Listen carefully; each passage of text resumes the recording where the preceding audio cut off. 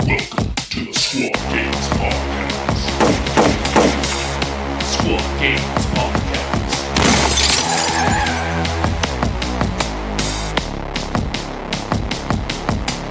Anybody got a favorite ABBA song? I don't even know who ABBA is. What the hell? Giacomo. Eurovision? Ever heard of it? Giacomo reminds me like all the time. And I'm like, oh yeah, I remember that song. Oh, that's ABBA? Okay. And then 30 seconds go by and I forget who ABBA is. This is a banger and I know bangers. Okay. Yeah. All right. Yeah, Fernando goes hard. I'm not going to lie. Yeah. Yeah. He knows. What is an ABBA song? The Icelandic pop group, ABBA. No? Oh yeah, but I mean, like, what? Like I have to look it up now. I have to. Okay, well, Dancing Queen. Oh yeah, I love When It Takes It All. Super Trooper. Okay, all right. They Chance on Me. Right. Knowing They Me, had Knowing Mamma You. Mia was a whole movie Mamma Mia. series. That's a classic. Yeah. There's Is three it- of those movies. Is it the Mamma Mia, like the actual Mamma Mia song, right? From the Mamma Mia. Mamma Mia. So- Here we go again. I have something to tell you guys. Uh-huh. Mamma Mia came out in like Dakotah's like days when he was like trying with the girls, you know? And I had to watch Mamma Mia 3 times in theaters with different. What do you mean women. had to? You mean you didn't love every second? The first time I liked it. I'm going to tell you this. I'm not the biggest fan of musicals. In fact, Look, you better watch what you say, or I'm going to hang up Okay. right now. all right, fair. Dan, I love ABBA. I love. Yeah, musicals. that's what I want to hear. You want to go see Mamma Mia? Absolutely, let's do it. So today, welcome to the Squad Games Podcast. We are going to be talking about the updates to the Balance Dataslate with with none other than the world champion Dan Barton across the pond. We woke up at 4 a.m. to catch him on his journey. You know, he's doing some stuff today, and we're making it work. Now, Dan, interesting thing. I asked you sometime in December. I was like, "Hey Dan, I wanted to have you on the podcast, bro. You know, let's wait for the Balance Dataslate. I want it to be exciting. I want it to be big, you know." And yeah, we had to wait a really long time. A lot longer than I would have thought. You got to let these things bake, okay? Don't rush it. Perfection takes time. It's overcooked. That's all good. You know, I had this thing when everyone started like memeing about the Balance Dataslate, and it just got worse and worse and worse the longer it waited. My thing was like, I was like, Warp Coven has been holding the Dataslate ransom and like negotiating with the Games Workshop. They're a perfectly balanced team. The nerf's what I'm worried is. Okay. Yeah, so I was like, I thought it was a good joke. Turns out they did get nerfed in the end, you know. So did a lot of teams. I think the game might be unplayable now. Just going to be putting it out there. Wow. Yeah. That's a hot take. I think the game is in a great state. A great state. You know, the only thing that I didn't really like from the Balance Dataslate is the third story vantage change, and I'm glad Our Terrain and LVO just got rid of it, because I read it like 3 times, snip it off the top. I read it like 3 times, and I was like, "What?" Yeah. Are we going to move to talking about that? We are. We're going to move Yeah, to okay. the core balance changes. Cool. So, core rules. Mhm. I think people have known for a while now that this top Volcus Vantage is a problem. Yeah. Wasn't very fun. And, you know, in one of my first matches of the new edition, I remember moving a guy up there on Conceal. This is my friend, and he was playing Aquilans. And he was like, okay, so can I shoot him? And I was like, no, he's on Conceal and he's got cover from the floor. Can I charge him? No, there's not enough space for your model. Then what can I do? Do you have Seek Light? No. Not much. So Yep. definitely it needed some addressing, but This feels like a bit of a weird change. It's kind of the beta Aterum approach of just like pretending that that's how the game works. And like, see how I would have written it, which is probably the reason why Games Workshop didn't write it this way. I would have said, "Hey, don't be a dick. If a model's up there, he can get charged, right? That's you have the pretty much bases overlap, what they've said in here is that, guys, don't do that. Don't put him in that place. Nuh-uh.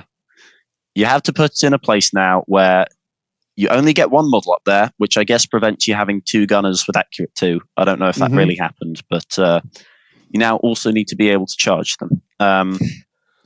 So this is definitely not going to completely shut down melee teams, but the thing is, it's still a lot of distance to get all the way up there. So it's still a case where teams will need to probably climb up the first one first and then up the second one, because it's way too much movement to get all the way to the top for most teams. Also, I think for shooting teams, if you have a silent sniper up there,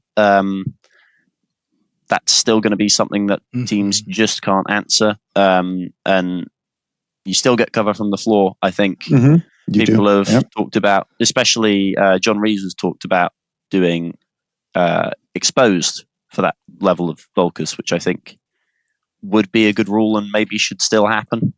I think giving shooting teams some way to answer it would be nice. And if they don't have Seek Light, again, there's really not much they can do about it, which doesn't feel very healthy.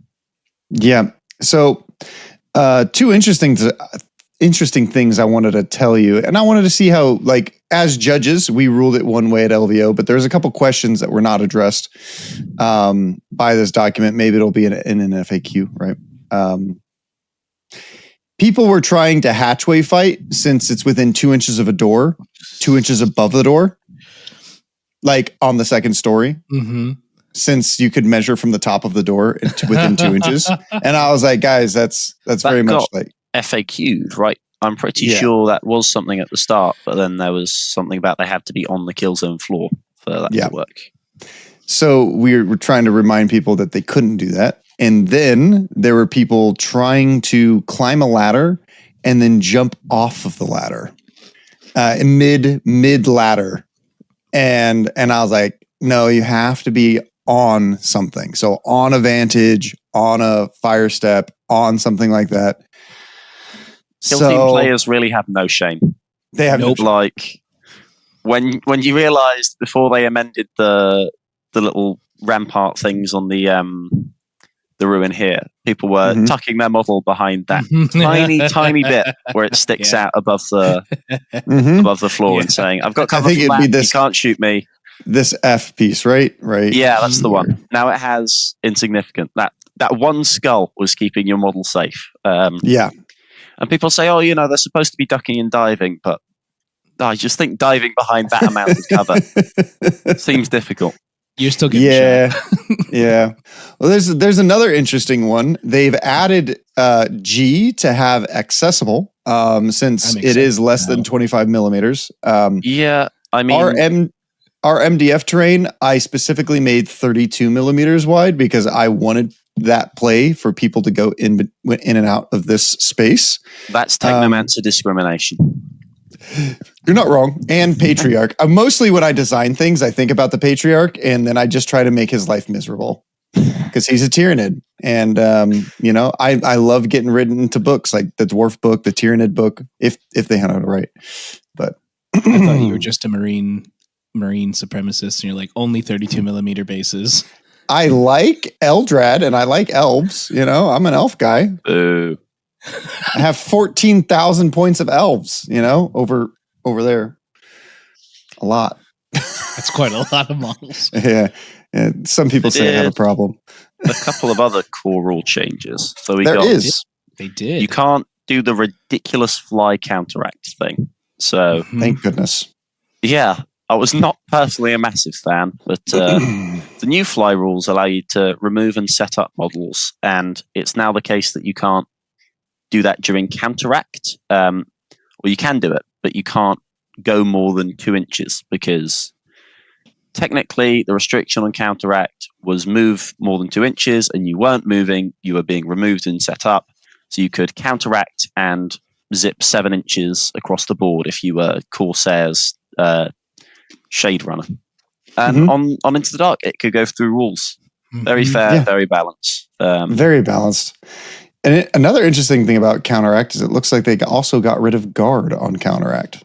Yeah, so I think everyone's worried about elites. Obviously it's been a big issue, but trust me, I think that's the only thing I complained about at Worlds. I was like, "Oh, this fucking sucks! All my Death Guard keep dying. I don't know what to do." And they're like, "Dakotah, here's the Balance Dataslate. Aren't you happy?" And I'm like, "Death Core buffs? You got rid of guard on counteract? Dakotah happy." So, yeah.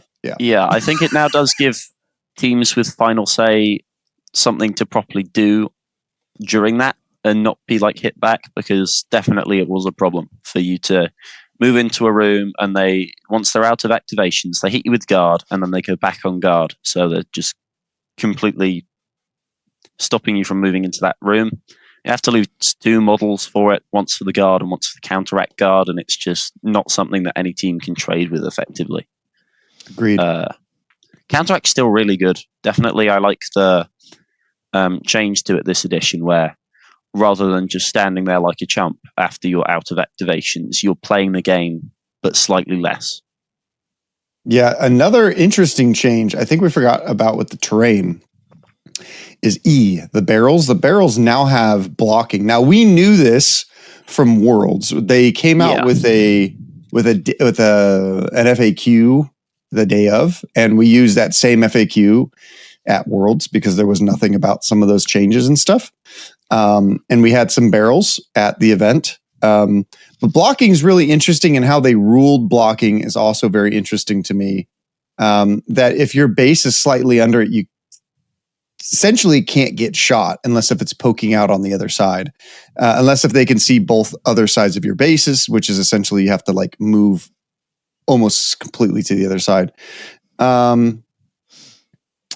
Rather an interesting change, and with the Into the Dark doors having blocking as well, I've seen some high level play where people just start to abuse open doors where they just can't get shot. What is your thoughts on blocking terrain? I think most people are playing with it that way. I think it is, more interesting where people don't place bases underneath them. Yeah. Blocking should be blocked. Yeah, I'm not a fan of like pretending that that's how it works, so to speak. I think stick one way or the other. Either it goes down to the ground or it doesn't.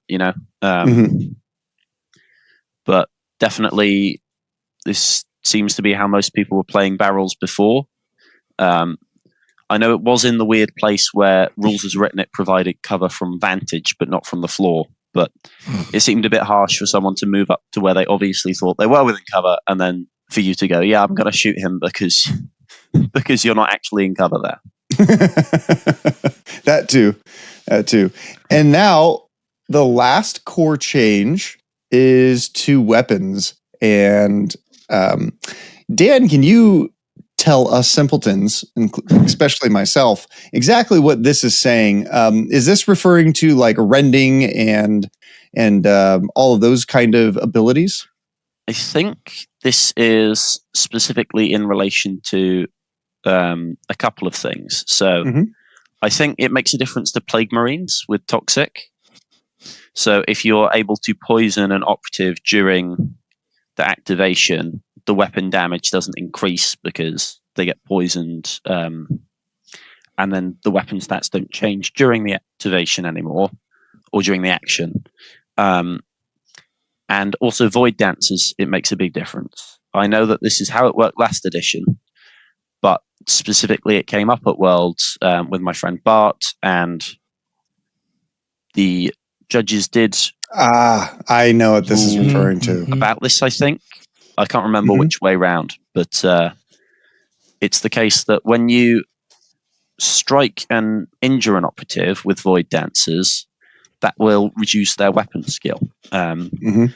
And that makes a difference to their strategic ploy, Sigoric's Jest, which forces enemy operatives to parry if you can roll lower than their weapon skill. So it requires a lower number if they're still uninjured. And I think it made a difference because I think they were exactly on that margin in a Void Dancer Warp Coven match. That's fair. That's fair. Yeah, and that does make sense now, especially how they ruled it at Worlds.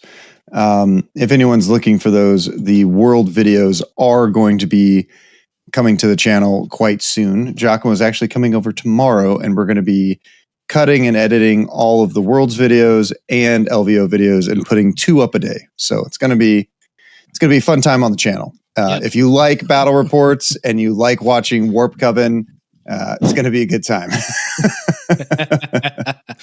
And listening to ABBA. Yeah, and listen to ABBA. Yeah, I really enjoyed your guys' game. So you're welcome, guys. I'm releasing an album soon. Oh, yes, wow. Dan, the album. Dan, what is it going to be called? What is it going to be called? Dan rambles madly for several hours. Amazing. Amazing. That sounds like something I'd find on Twitch at like 3 a.m. So we're going to go over universal equipment now, right? And there's really very few changes here for update 1.1, right? And it's just to heavy barricades. I am a really big fan of this. I know I can't say I know because I have no idea what Games Workshop actually knows, but I have a feeling of why they were at 2 inches specifically. And now they've updated it to 4, which specifically helps on Into the Dark and a few other key maps where you could kind of abuse Seek Light terrain in Into the Dark, and you could just put your Seek Light guys on one side, whether you're playing Veteran Guard or Pathfinders or Warp Coven or the Dwarves. Anyone with like an operative who could Seek Light could really abuse really large rooms, right? And heavy barricades moving out to 4 inches at least gives you a place where you can at least move up and charge. Because a lot of times on those maps, you could not put a heavy barricade out within 2 inches because it was next to a door.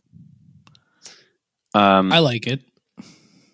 I'm a massive fan. I think heavy barricades are a great addition to the game, and I think they can fix otherwise unplayable maps sometimes, which is really good.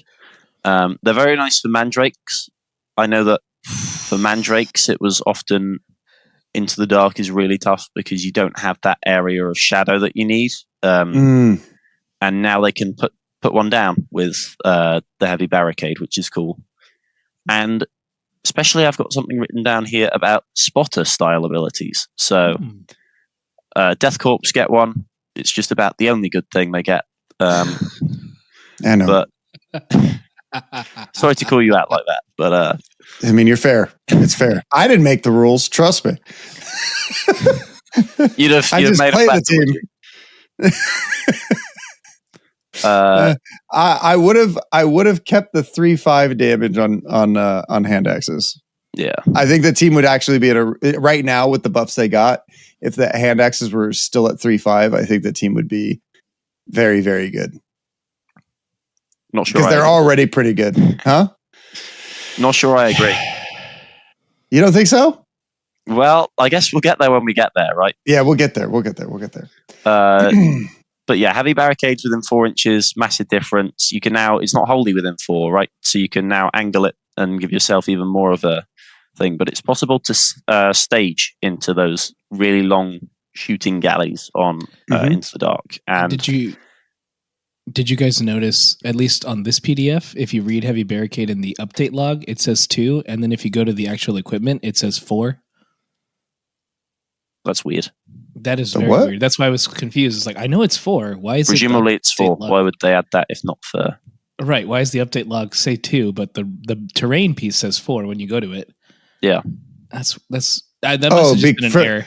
Well, that's update 1.0, and then when you look at update 1.1, they change it to 4. Okay, I see it. Okay, I was just reading the closest to the bottom to me made sense as like that's the newest. I guess that's why. All right, I just got confused for a second. I mean, it makes I understand. I understand. Oh yeah, spotter abilities. So a lot of factions get this because this is how they've broadly changed spotters to work in the new edition. So ratlings, scouts. I think scouts.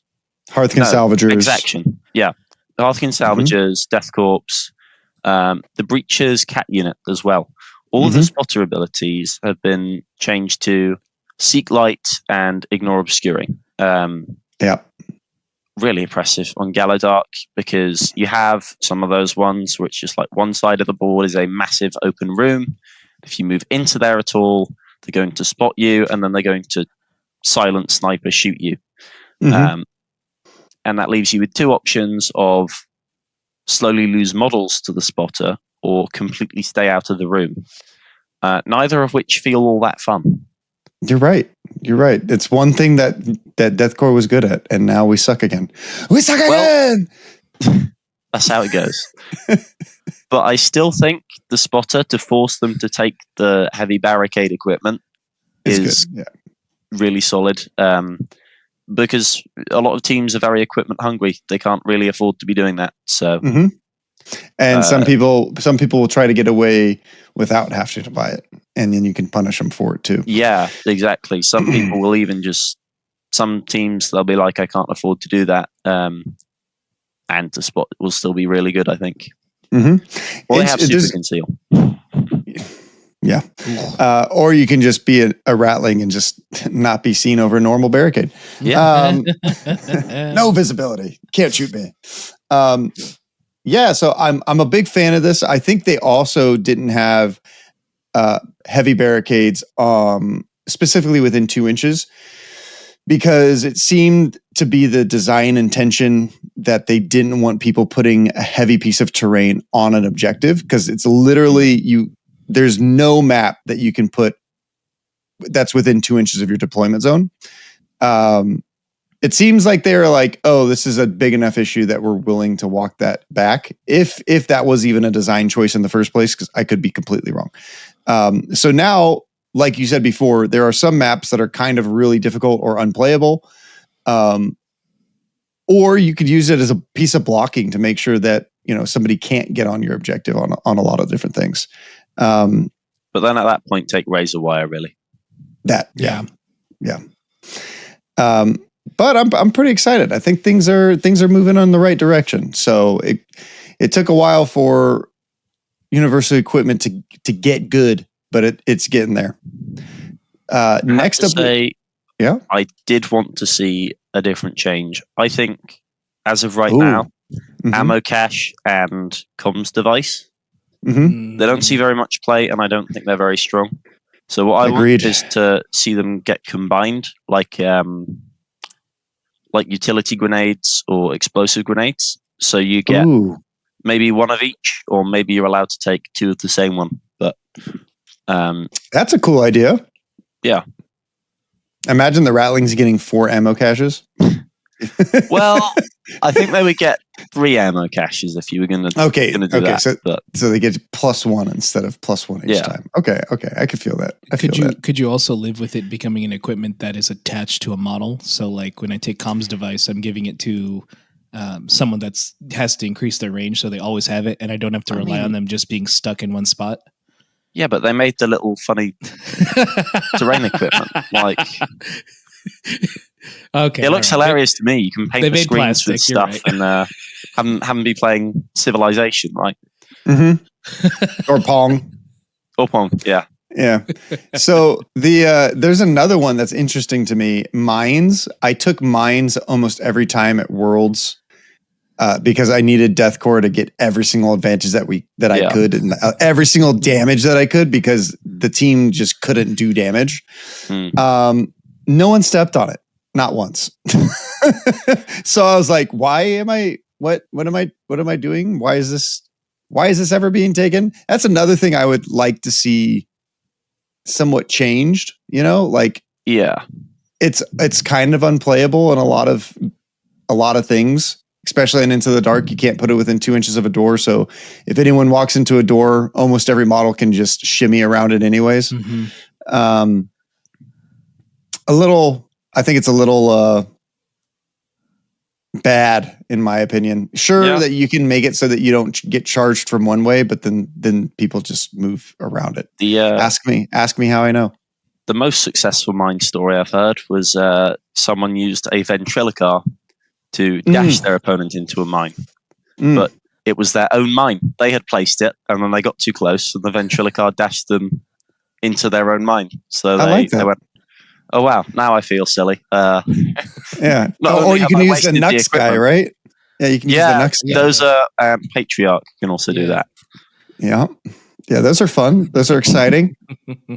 But that is another change I would like to mine. I don't know what would happen to mines. I think once you reach like a certain level of play, unless if there's like some crazy map that's just like, I'm going to put a mine right here. And people are like, oh, well, it is kind of feels bad that it pretty much never will go off if anyone's actually, playing the mission correctly. Moving on to our next team, I was going to talk about novitiates. Okay. So I'll wait for Dan to get there. Are we in order? Or are we starting from novitiates? Is that not in order? Scouts is the first. Yeah, I was going to say I thought Scouts were the first one on the website. Really? Let me send you this link to see if I can do either. I found novitiates, but yes, they're also not too far. Okay, so okay, you guys just tell me and I will find it. All right. So Scout Squad. Yes. So this team haven't received many buffs because they were very strong at the end of last edition. So they all had power weapons. They got punished. 4-6 knives, sharper than Phobos, but I digress. and then immediately Games Workshop was like, too much. We don't like you anymore. Yeah. And they lost a model. Yeah. So targeting Ocular's equipment now gives lethal 5 up. It used to just be saturate, but it's lethal 5 up and saturate now. And they now have an extra trap, which is I forget what it's called, but tactical maneuver. Tactical maneuver. There you go. At the start of the turn, you can pick a scout and give them an extra APL. Yes. Once per battle. Which is really good. It's very good. Yeah. They can now have 6 forward scouting options, which is good. So instead of 5. And also targeting oculars, you can do it twice a turn. Twice a turn. Yeah, that's very useful now.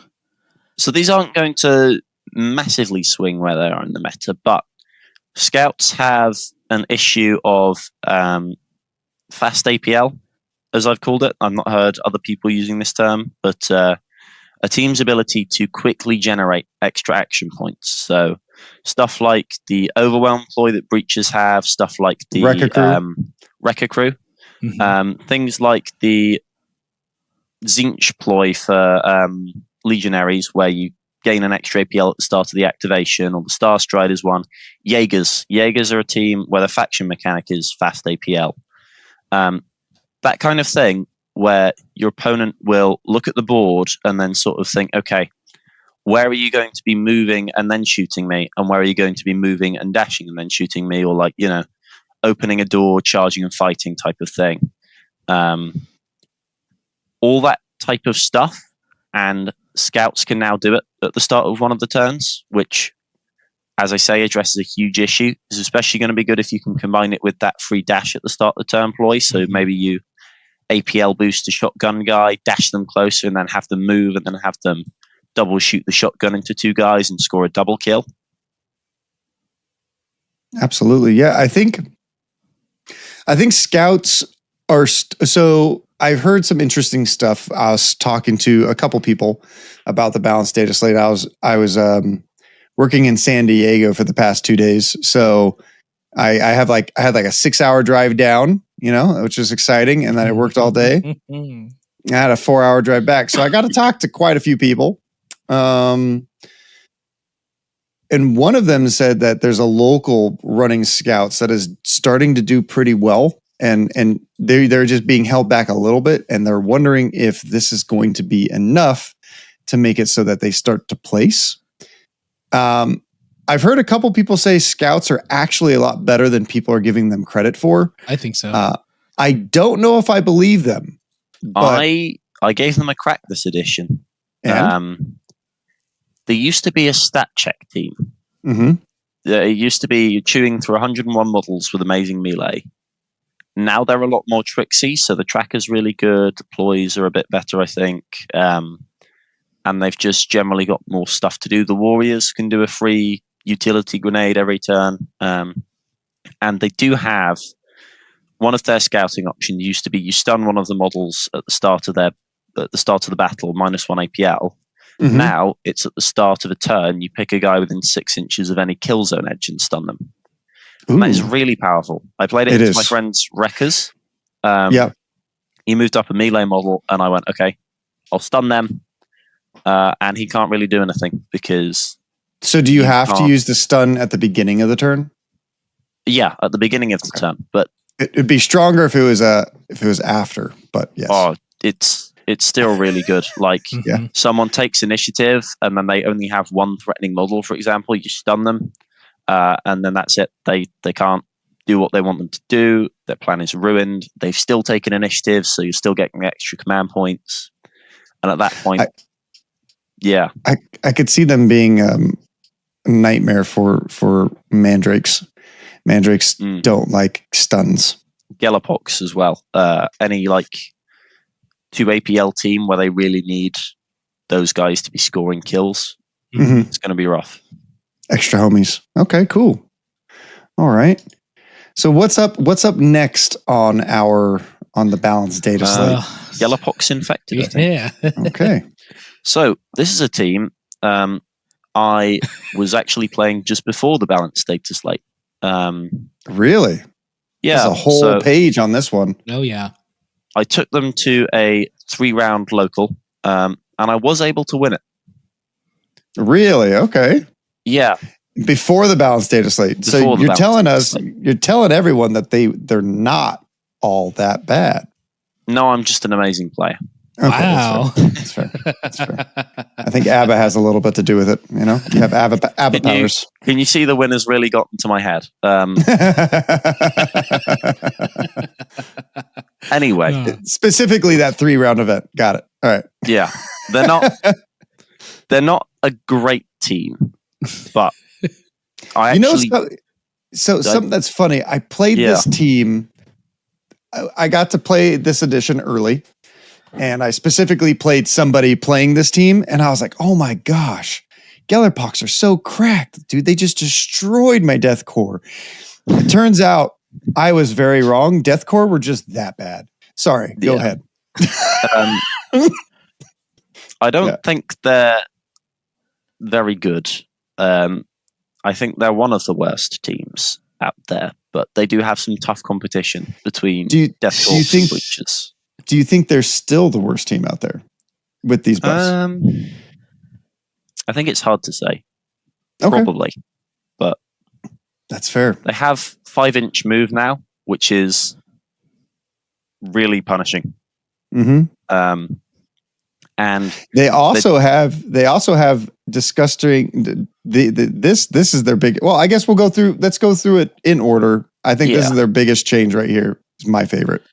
But so the faction rule is Techno Curse this edition. It used to just be you could only choose Barrel Warp. So that's the old one. When an enemy operative gets within 2 inches of one of your guys or 3 inches of one of your glitchlings, subtract 1 from their ranged weapon attacks.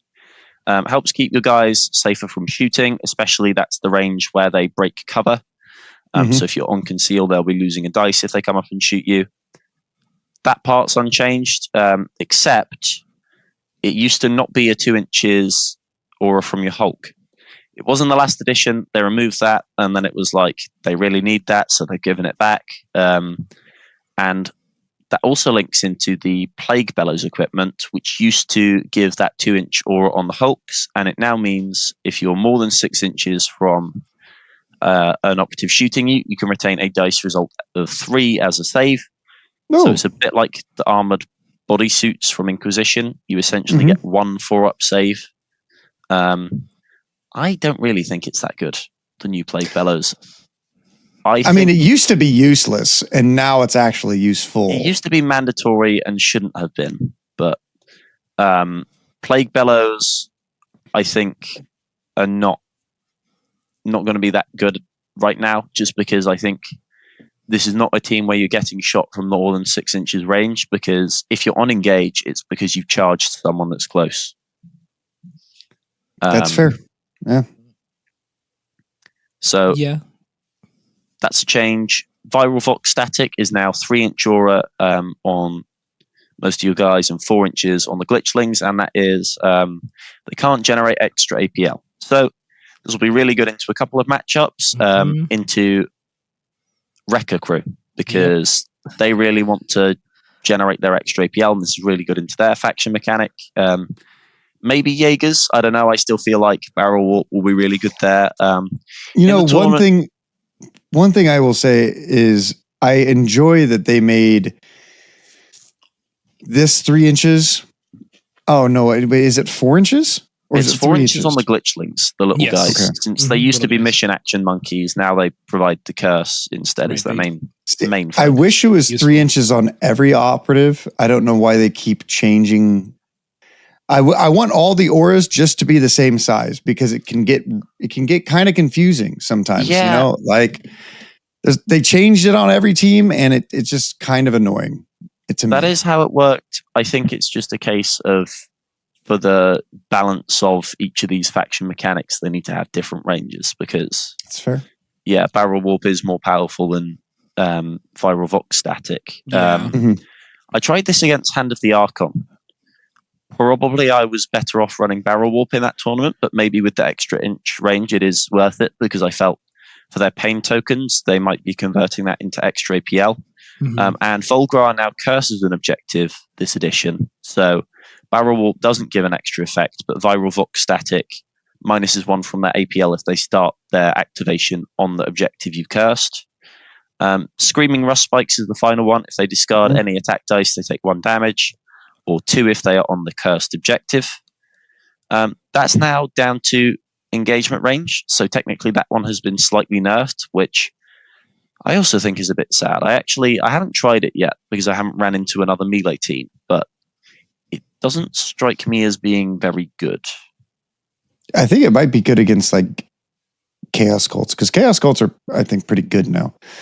My favorite rule that's changed is the Revoltingly Resilient.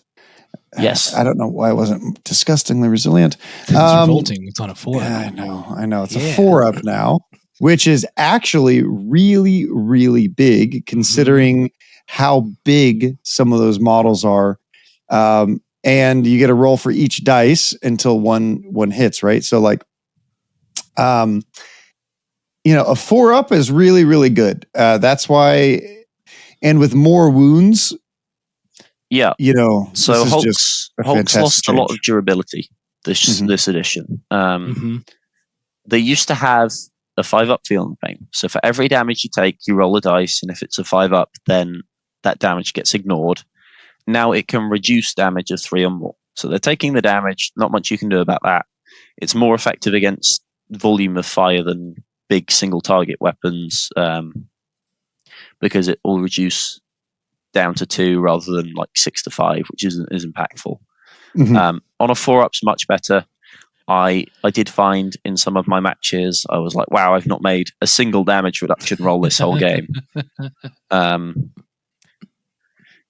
And that was painful. Now it's a 50% chance, It's nice. Now it's a 50% chance. It is a fair bit better. Bet you wish you had Plague Bellows. Yeah. So, also, this team, I think, the melee of the Hulks needs to get better. So, most of the Hulks what is the melee right now? Let's see here. It's high damage, but I'm talking about reliability. So, most of the time, it's on 4-ups, unless you're Volgar. They've got no rerolls for that, no ploys for rerolls or anything. They do have a ploy for retains, but that's if you get 3 or more failed dice. And that will only trigger if you've really whiffed the roll. True. And then you're in a bad spot anyways.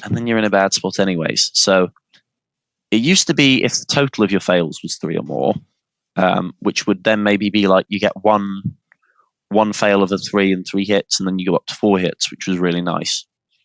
And I think they now really have no play into elites. I think you run in there and they melee you to death. Christ, I played novitiates before the balance changes, and I found that they were whacking my hulks to death with their gun butts. That is impressive. Yeah, and I was like, this is blatantly unfair. This shouldn't happen. Seriously. But yeah, Galapox, I don't think they're going to be a great team. I really don't think Mutoid Vermin should take up 2 equipment choices. Paying equipment for part of your team is gross, and it makes the team less interesting as a result because they can't take as many equipment, and therefore there's less variance and player agency. So I want them to go down to 1 choice. I want the melee to get more reliable, and then I think they'll be in a really good spot. Okay, all right. I'll trust you. I think John Reese and Orion all seem to be relatively well. I think Orion and John Reese are like the last edition were considered like the best Gellerpox. Yeah, competitively, right? And I think that you have a really good grasp on this edition. So I'm mostly playing them for my Last of Us proxies. So I have the mushroom zombies from Last of Us. Oh, yeah, that's cool. I like it. Like bloaters for the hulks and stuff. Yeah. Which is great fun. I'm having How'd you a get good those time with models? Or did you make them? Oof. Don't tell Games Workshop, but I may have 3D printed them. Nice. Oh, nice. So they know now. You're going to get banned. Yeah. Oh, 3D prints are fine. 3D prints are fine at any most third party, they're fine at LVO, so we have, mutated symptoms. And then, okay, we already went over plague barrels. Did we already go over mutated symptoms as well? Faction equipment? I don't think so. What's that one? So change the final sentence to read, note that if this rule refers to any operative being affected by your Techno Curse rule, Vulgar Thrice Curse operative, spread the Glorious Gift rule, it is affected by your additional Techno Curse rule at 2. Oh, okay. That's pretty big. So mutated symptoms allows you to get an extra curse on one guy. So I was thinking about this tech, but it wasn't possible before the Balance Dataslate. Now, I guess you can take that equipment and then apply that curse onto Volgrar and then curse the objective. So you could curse the objective and then take Viral Vox static if you want Barrel Warp into a matchup. But then anyone who activates on the objective becomes stunned. So it might even be a gotcha. If they have some guys on that objective already. So long as you're clear about the fact you can do that, should be good, but yeah. Might be quite strong. Yeah. Okay. So what is the next team that we're going to be going over? We are on to novitiates now. Oh, thank goodness. I don't know. I think we're actually on Inquisition. Okay. Yeah. One before Inquisition. It. Yeah. Good call. Okay. So no more double piercing. Yep. Inquisition players all throwing them in the bin right now, angrily ripping their multi-melter off the servitor again. But yeah, it's ridiculous. Like only breachers are allowed to take double melter guys. It's in their rules. Navy breachers are so good now because they can take they could before, and they still had a really bad win rate. What they're going to do instead is melter on the Kaskian, Pistolier takes the plasma. Heavy bolter on the servitor, which is actually still a really strong weapon, and sniper for Kasakin. They'll still be really good at shooting. They have lost the skull respawning. Thank goodness. Never have been a thing in the first place. Whoever was designing this team must have really liked the faction because they decided they needed a bunch of extra little buffs from last edition, and I think this Balance Dataslate has just removed a couple of the weird ones. So the skull doesn't respawn. You can't do double book anymore. Again, thank God. They were just able to bunker up on two sides of the board with that damage reduction, especially with Exaction Squad and the Subductors, like just so unplayable for certain melee teams because you couldn't push through either side, else you would have -1 attack dice and get double parried immediately. Mm-hmm. Still really strong. The 2-inch, 1 attack less aura, still a really strong ability. Super powerful, but ridiculously strong, some might say. Yeah, you will lose the skull for it now if they blast you. But A, they're using a blast weapon and maybe not killing their original target, and B, it's an expendable model. Mm-hmm. That's kind of how you're supposed to use it. Yep, Quest Keeper is down to 4 up. That's the melee chainsword lady.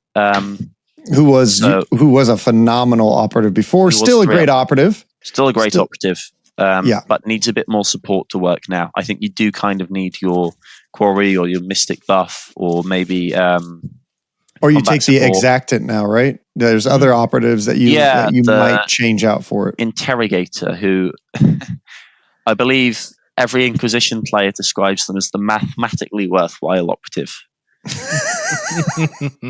Ceaseless and Balance, surely you'll get that crit, but sometimes it doesn't happen, so then you feel silly, but they do give extra command points, so can be worthwhile.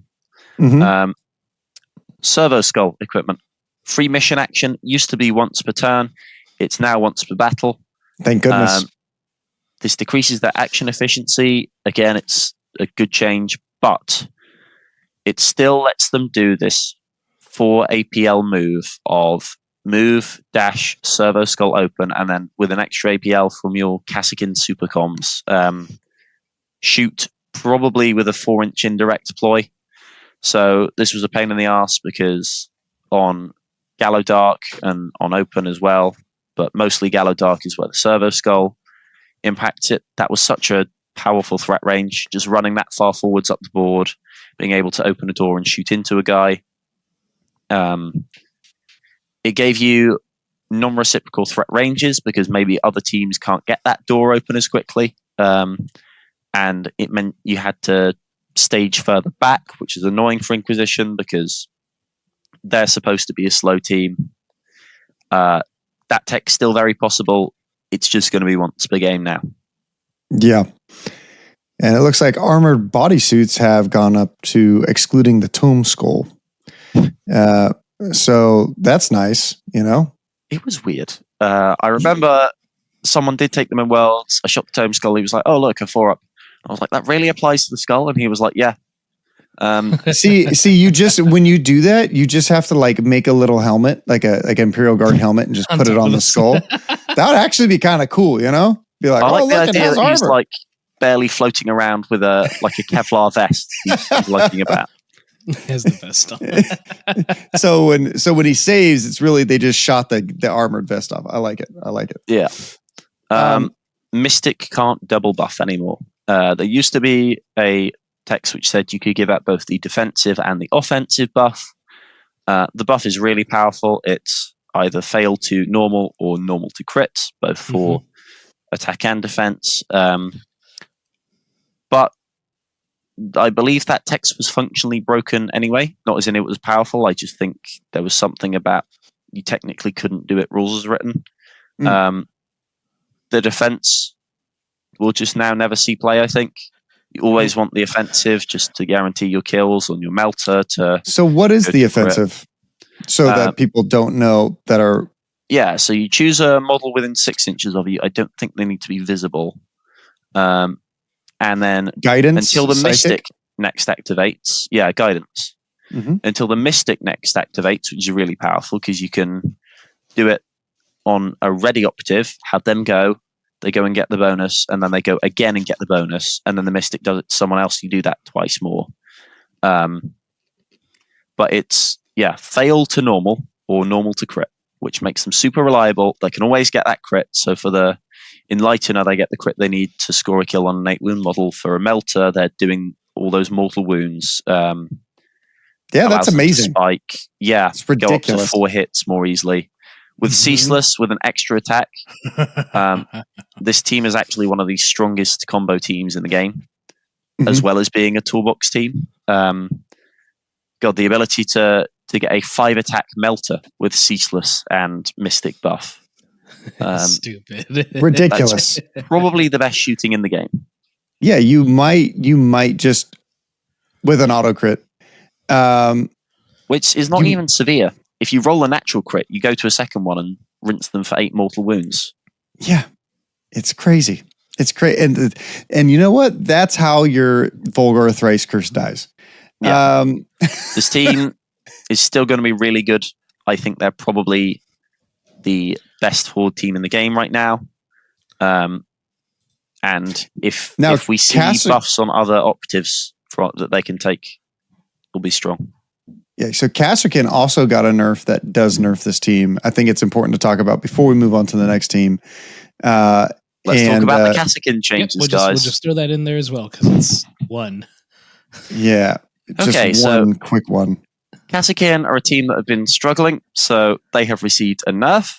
Because it's a nerf to the when they're combined, at least. When you take the Recon Trooper, you can't do the reposition ploy if you take him with Inquisition. This was blatant favoritism. I was upset about this rule in the first place, and I was like, okay, whoever was in charge of balancing Kasrkin is clearly a massive Inquisition fan and doesn't actually want to play Kasrkin. They want to play half of Kasrkin. So technically, it gives Kasrkin more of a place and more faction identity and more of a reason to play them over Inquisition, which is nice, but Kasrkin could maybe also receive some buffs themselves. So it'd be nice. Maybe for Inquisition, the Medic and Demo Trooper see more play. You're probably dropping Recon Trooper most of the time, unless you're worried about smoke grenades. I think the reason why Kasrkin was not buffed, if I had to guess, is because elites are getting a nerf, and I think they're worried that if you update and you buff Kasrkin, you're just going to have every Kasrkin player eat every elite player for lunch. And I think they're wrong because elves exist. But Alexander Popov, shout out Alexander Popov. I asked him. I was like, hey, dude, why are you playing Kasrkin? He's like, oh, they're like elves, but they're better because they're human. Smart answer. Yeah, smart answer. I think he plays 38th at LVO, which is actually pretty impressive. Pretty impressive. I think he's the highest Kasrkin player there. 38th is not like in the top, but for Kasrkin, I was expecting a lot worse. So I could see why they have possibly not given them a buff. Now, Dan, if you had to give them a buff, what would it be? I want the orders to give them a special action they can do. Okay. So Kasrkin are more elite Death Corps right now. Their faction mechanic is you choose one skeleton arms. So you make your shooting better, you make your melee better, you make your move better, and you get a pretty bad damage reduction. Very bad. But I want each of these to have a little extra option where it gives them an extra action they can do to give the team a bit more flavor text, a bit more variety, because as of right now, it does feel like they maybe don't have as much stuff going on. So I don't know, maybe the reposition one lets them dash an inch further if they don't do any shooting on their turn, so you can get even further up the board. Okay. Maybe the shooting one would let them, I don't know, apply rerolls for the next guy to shoot them from conceal or something. Maybe for Cadia it used to give them damage reduction. It used to be a ploy. Yep. Maybe some kind of 3 APL activation. So if you buff them with the comms, you get this, or the Sarge could do it. where you run in, get damage reduction, and fight would be quite cool. Or what about accurate 1 in melee? So you get +1 attack that is also accurate 1. I would take that. Or balance. That's also an option. I like not rolling dice. That's like not Dakotah's rolling, favorite thing. That's the Go best and play part. chess. And then maybe ice in your veins just turns to normal damage of 3 or more. Yeah, I Yeah. mean, I think I could live with that small change for that one. Yeah, I don't know why they have a 4-up. That's great. 4 damage or more? Buffing them to be a little bit stronger would be nice, especially, I think, Ice in Your Veins and for Cadia, because you kind of always want the severe on ranged weapons right now, I think. Yeah, that's a wonderful rule. Yeah, especially on your Melter. So, Mm-hmm. So what is the extra bonus that Ice in Their Veins would do? Maybe they could do... Maybe Super one Conceal, model can maybe? do it. Or, Oh, wow. Okay. That feels hella Yeah. strong. Or I'm not against it. I play the team. maybe Ice in Your Veins, you're able to do like a 1 teams mission get action Super for free. Conceal, like team-wide. Yeah, or a mission action for free or something. I guess something defensive would make sense. So maybe fights first. The team doesn't have great melee, so being able to like bunker down and fight first if you get charged. Yeah, Because, and again- at that point, they'd still only have three attacks because you didn't Yeah. use for Cadia. Right, because you didn't use for Cadia. Yeah, And at that point, they're charging a ready friendly operative. Oh, sorry, expended friendly operative, and you've done your turn for that. So I really don't think any of those suggestions would break the team. They've always been in the bottom half of teams, and it would be nice to see them in the top half for once. Yeah, and an interesting thing is with these buffs specifically, they do not buff Inquisition. I think that's something that when we look, or Games Workshop is Because it's a looking at a lot of faction. these horde teams. Yeah, the only thing that you can buff in these teams specifically, unless if you write an extra rule saying, "Hey, this buff doesn't work for Inquisition," right, which is just more text. Yeah. Is like you can only buff that. You can buff strategic or firefight. So firefight ploys.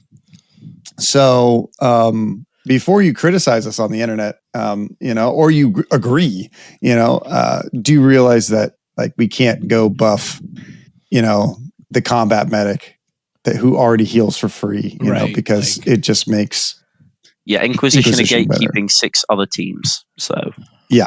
good stuff. Anyway, Yes. Caskins still suck. My changes would be goated. Hire me Games Workshop. That's fair. I like it. Do novitiates. Novitiates. Yep, that's the Now one. this team and Oh boy. Hunter Clade, I can't be bothered to read. Whenever I try to read Hunter Clade, I fall I had a look asleep. at the Hunter Clade rules, fall and I asleep. was like, "Yeah, what? Sorry, this could be done in one sentence. Could this meeting have been a text? You know what I'm saying?" Yeah, I agree. So novitiates, this team did nothing happen. Almost nothing happened. Okay, it looks like nothing happened. Whereas These are 1.1, massive changes. this one up So- here, is this what we're talking about? The magenta text. So the damage reduction is now But this is saying 1.0. Did they mess up? Because it's supposed to be update 1.1. okay. Am I right? Yeah, but at any rate, the Okay. changes are. All right. The damage reduction is now only on objectives. It doesn't work against crits, and it's a minimum of 2.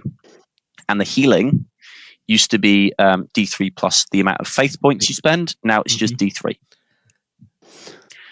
So I think this team used to be ridiculously durable. You used to run plant beacons. You used to run up plant beacons that would give you a little aura of damage reduction. And anytime someone would try and shoot you or fight you, it wouldn't work. And then you would heal back all of the damage that you took. They were quite a toxic team. The best player in the world of novitiates from last edition, Bart Lewandowski, has said, "Yeah, I don't want to play them this edition because they're too toxic." This has addressed that. They've targeted specifically the durability of their team, so they're not immortal like it used to feel like the Emperor was personally attending your match and making sure none of the novitiates would die. Now he's maybe Is just Bart happier keeping now? one eye on it. I don't know. I haven't asked him. Probably. I have heard some people say it's a shame that they targeted this part of the team because it was a cool combo play. I think this is really good news. Those people can go be one with something. Definitely Okay. not. Like, Yeah. you I was ever gonna tried say to- something really rude, but I'm trying not to. Trying to be Better nice. for you. Yeah. Like taking a superior off an objective was like impossible. Like, what do you do? 3-up armor save and heals. Like, what's going on? This team inspires a lot of jealousy for deathcore players. God, it used to be the case they'd be on low health, you'd shoot at them with the shot, and then they'd be like, okay, I'm gonna re-roll the one third defense dice I didn't make just for funsies. And look at that, I healed D3+1. Well, hey. Which didn't feel great. Not only do you feel bad about whiffing the roll, you feel bad about them going back to full wounds and being further unkillable. Literally kicking you in the teeth when you're on the ground. Yeah. Great changes. The Yeah. team is now the case.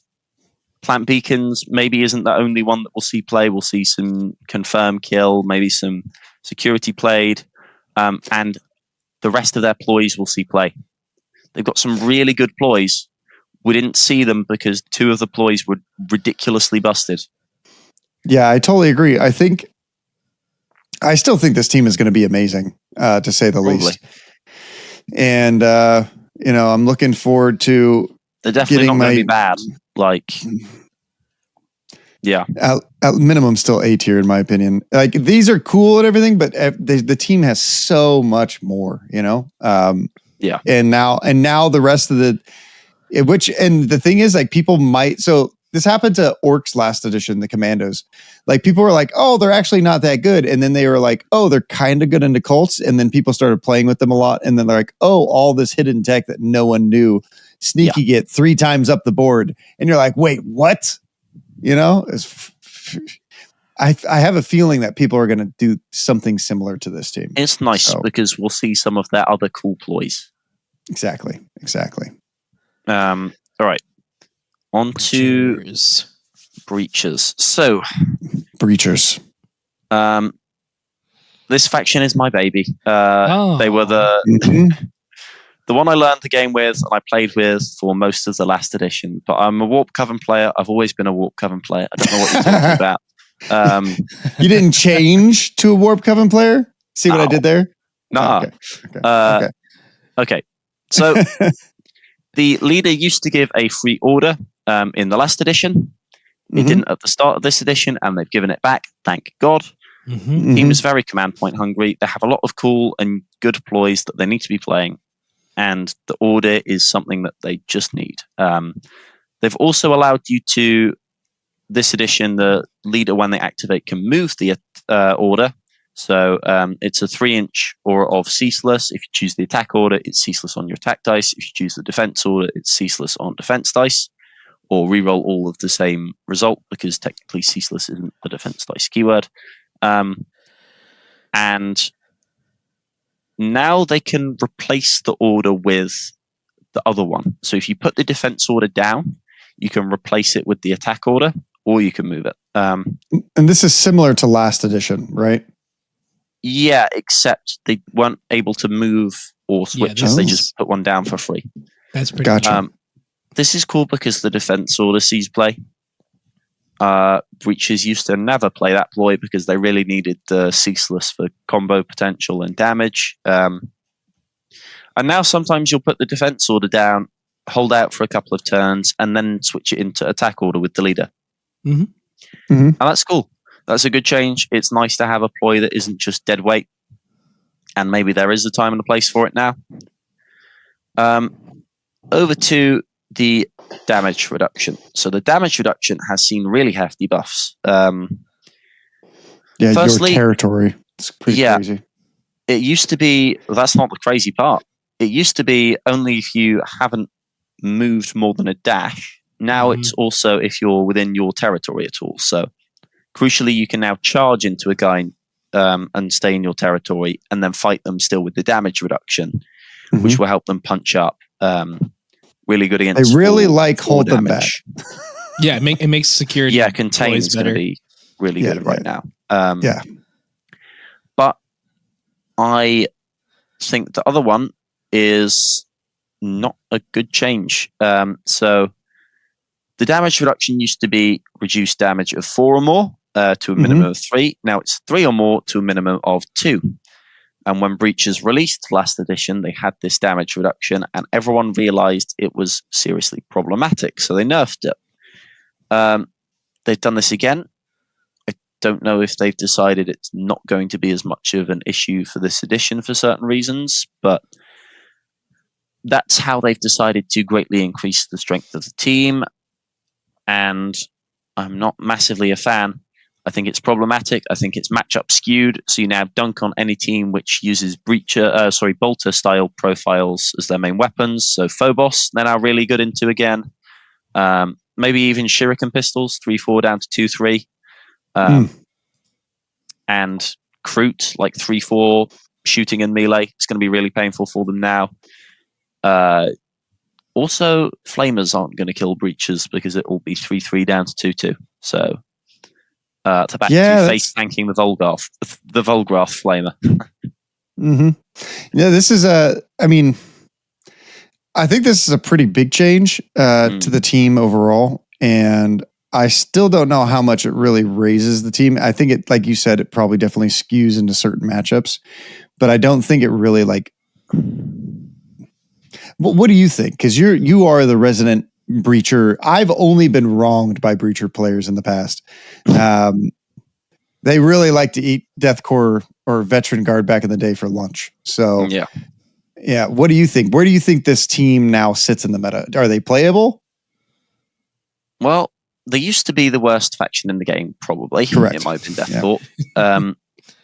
So these are some powerful changes. The free ploy one I really like, but this one is actually going to make them a lot more playable, but that's not the buff I wanted to see. Not the buffs I wanted to see. So they've hit quite a toxic part of the team and buffed that, which probably isn't going to be that fun. I wanted to see their damage buffed. I wanted to see them go from a counterpunch team to more of an aggressive team.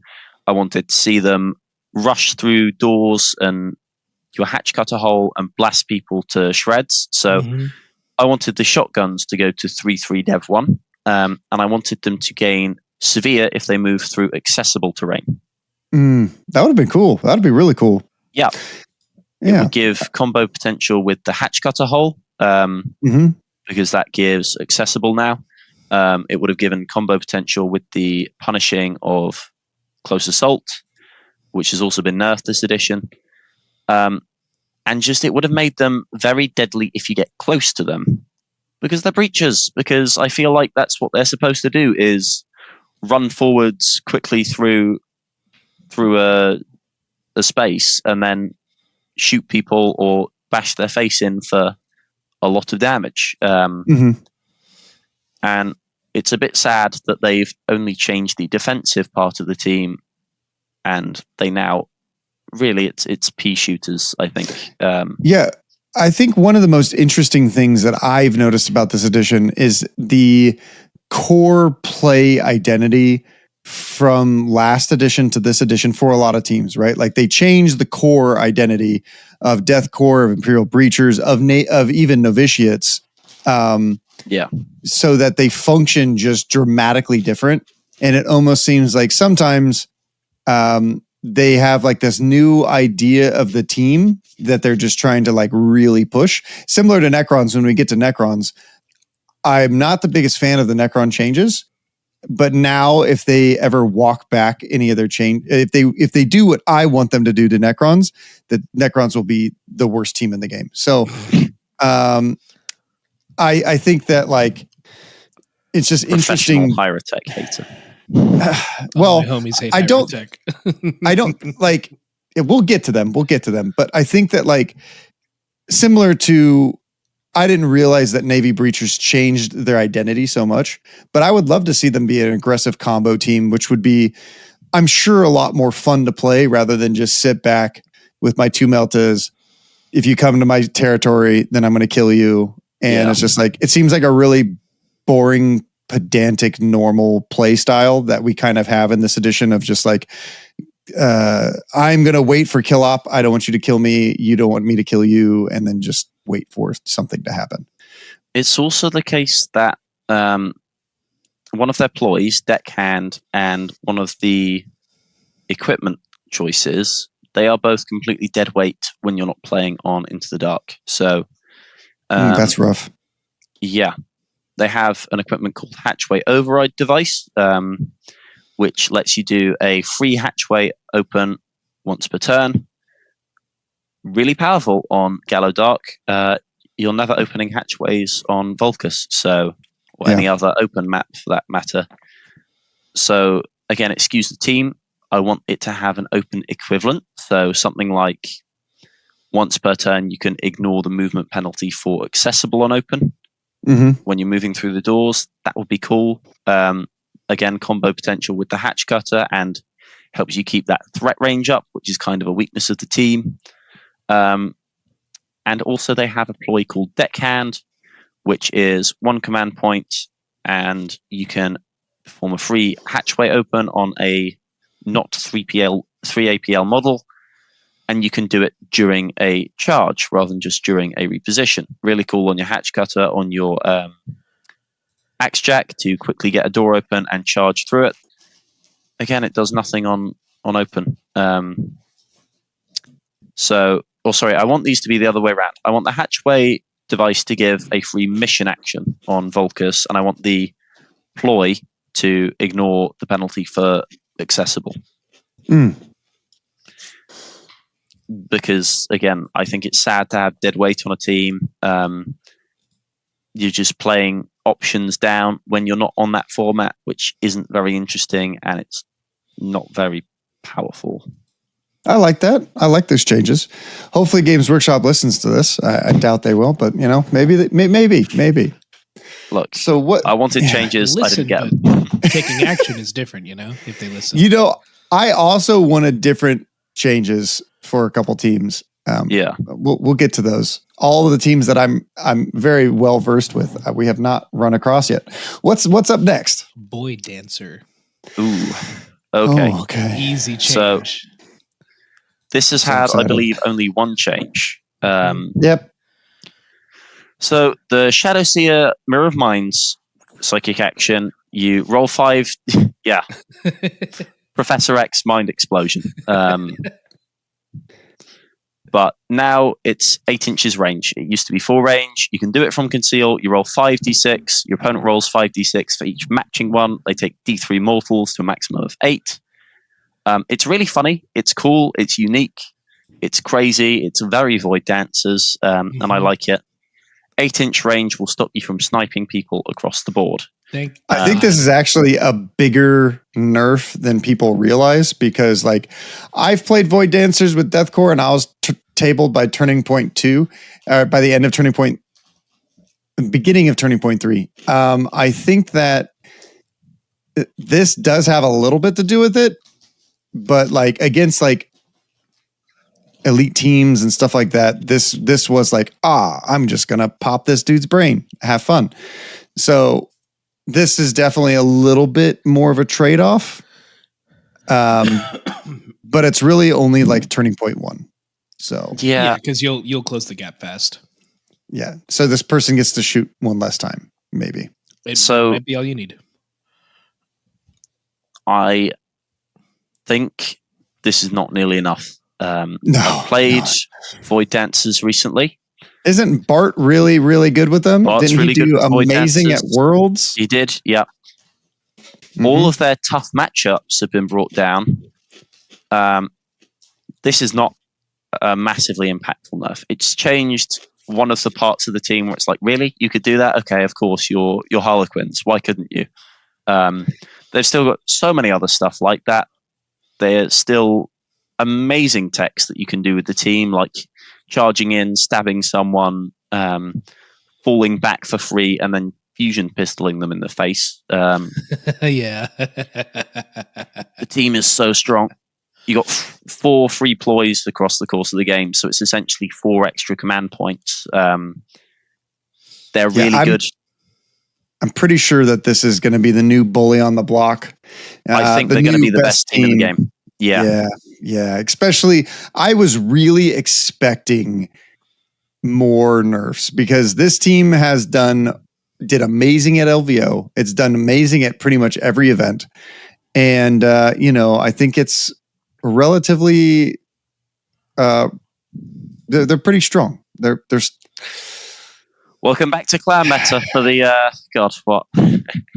Well, I think what people are lovingly calling this is the elf meta because all the elf teams are actually all of the elf teams, strong. but right now is not the first time Void Dancer Troop have been meta. Agreed. I do think we're in a much better meta than we were because there are tons of more viable teams. So don't get me wrong. They talked about bringing the gap closer, which I think is definitely something which has happened. It's just the top teams kind of stayed there. The top teams have gotten worse, and the bottom teams have gotten better. Yeah, nothing super impactful to shake up the meta. So in a way, I think it'll be a little bit stale because we'll see the same type of teams at the top and the same type of teams at the bottom. But it won't be as egregious, as oppressive. I think the bottom teams will have a lot more play into other teams. And I think the top teams won't completely steamroll people. That's fair. And that always feels better. I'm about feel better team over here rather than just kill every team. Yeah. So what's up next? What team are we going over? Speaking of elves. Hand of the Archon. So they have received precisely 1 change, I believe. People thought this team may need a nerf, but no, here we are. Cunning is the leader ability. If you pass in the first opportunity of the strategic phase, you gain 1 command point. This is one of the funniest abilities in the game because there's a chance you just don't get to play any strategic ploys because you pass and then your opponent's like, okay, I'll pass as well. And you're like, oh no, I kind of needed to play ploys that turn. But now they've been changed. So strategic gambits from the mission don't count. Yes. Because there were funny interactions.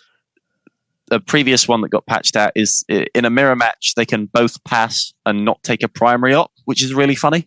That got changed. I think this is one reason why we made it mandatory. So I felt like we dealt with this a little better at LVO rather than what this is saying. Like we were like, hey, you have to choose your thing first, your primary first.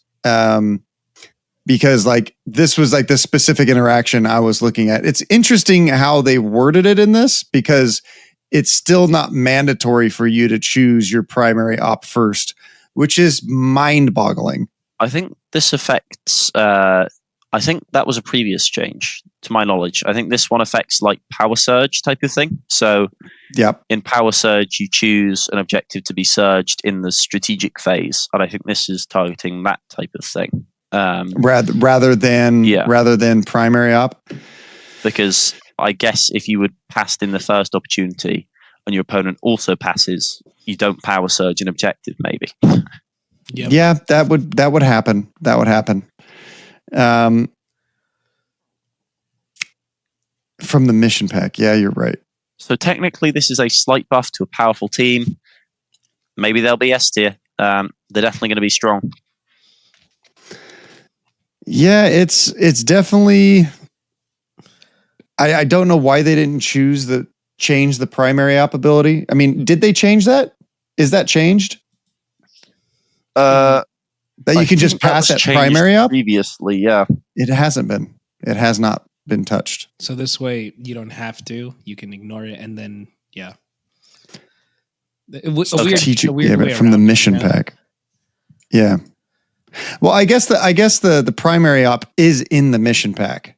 Is it? Okay. So, I'm unsure of exactly what it's saying, but yeah. So at any rate, there's silly interactions where you don't get stuff because you're doing a pass won't happen other anymore. stuffs. So what's up? What's with the next team?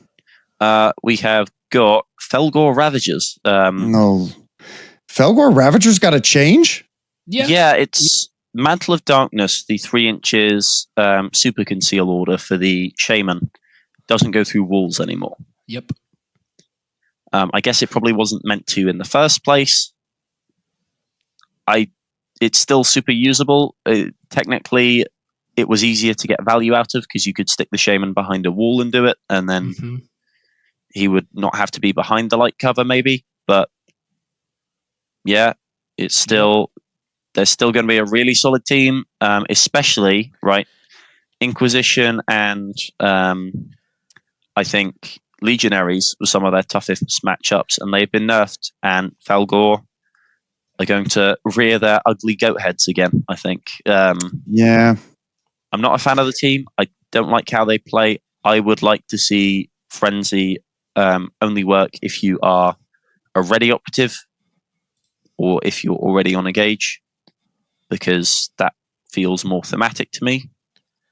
I think there's always been feels bads with the Frenzy and mechanic and just the team in general. If they've already activated, I feel like they should be tuckered out and not Frenzy. Yeah, there you go. I like that. Yeah, it's rather Frenzy's interesting. I've come to terms with it, and I cry. I'm not looking. I'm going to a tournament, and somebody's bringing me and Giacomo are going to a doubles tournament, and I'm going to be bringing Deathcore. He's going to be bringing Kasserkin, and we're both going to bring plasma Serious leaders. picks, you filthy meta chasers. Well, just wait till you hear the tech. Okay, I'm going to bring my leader with a plasma. He's going to bring his leader with a plasma. Then we're going to both bring a plasma gun. Then we're both going to bring the melta gun. Then we're both going to bring the grenade launcher. Then he's going to bring his Voxcaster. I'm going to bring my spotter, and then I'm also going to bring my flamer, or some other like sniper or something. And then we both just like run at people. Unfortunately, a team that we're going to be fighting is Hearthkin Salvagers and Felgor. Wow. So the Felgor are just going to be there, and then we have to kill them twice to get to the. Yeah, it's going to be. In the rare opportunity you run into a Felgor player with more than one brain cell, right? And they charge you and pass. They charge into an expended operative and pass. Yeah. What's the plan? For Cadia? I don't know. I guess we could fall back and shoot him twice. Not if you're expended. Oh, if I'm expended. Charge with the rest of my gunners and try to kill it. The gunners, okay. Right. No. It's all what melee operatives. Tell us, simpletons. What do we do? Don't take Death Corpse and Kasserkin. Oh, that's fair. But I want to. I guess you run the Zealot for Severe into Felgor. Definitely, that would be a good combo. Mm-hmm. Yeah, there's a couple hidden tech with Deathcore, which I'm sure I'll talk about shortly at some point in time. If we get a cool Into the Dark board, maybe the Mind Layer comes and blows you up through the door, because I saw that from Alex and I was like, wow, I didn't even think of that move. With Kasserkin. Yeah, so you put the landmine next to the door, if they stick too close to the door, right, then you whack it down and then open the door so they get within control range. Amazing. And I think it goes up immediately now. Yeah, it goes up immediately. Okay. So what a tactical play. I remember that used to be something you could do in the old edition, but I believe it only went off if they moved, so which was really funny. Like, I'm never because there was this tech of like, you plant the mine, and then they are stuck on the other side, and if they perform any action, they blow up. Like if they move at all. So they weren't dead immediately, but it's like that landmine where it only explodes when you take pressure off of it, Mm-hmm. Yeah. And in this edition, you could be like, oh, if I just never move this model and I just pass with him, then like you can't get the kill up. So I'm glad they did change that part. Yeah. Okay. So what's the next team we're going to talk about? Nemesis Claw. So okay. Yeah, they have a very simple. This change needed to happen. Jammer equipment. is now down to 3 inches. It used to be 8 inches range, and this is the equipment that APL cannot be added to enemy operatives. I played against the Wrecker Crew and just like I wrecked them. Yeah, this was something I noticed as soon as Wrecker Crew came out. I was like, wait, so a faction mechanic every time you shoot a fight, destroyed. You get APL. Oh my gosh, there's so many more teams. Dude, I was on the American version. Yeah. Well, hold on. I was on the American version of the site, and like there's only half the teams updated.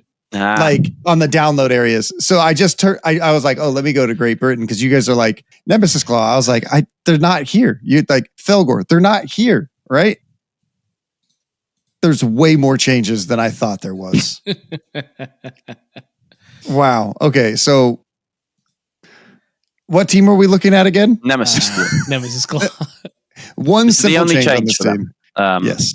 But yeah. Mind blown. So again, this is a thing.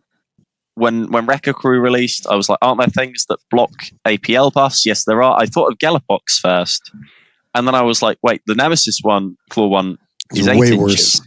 Yeah. Now that's down to 3 inches. It's still going to absolutely body that team. And it's still going to be really good into teams like Jaegers, teams like Hand of the Archon, obviously Wrecker Crew, teams that try to use their fast APL to go and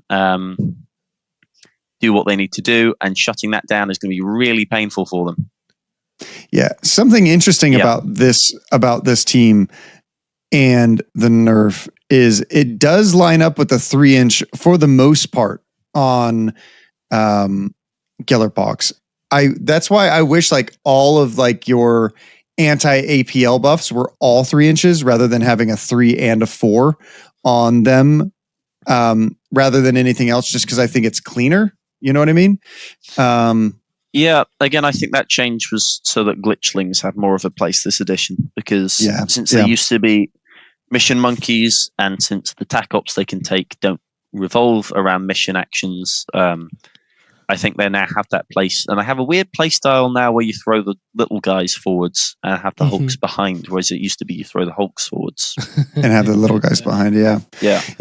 This is I think a much needed change to Nemesis Claw. Like you said before, they were super oppressive to certain teams.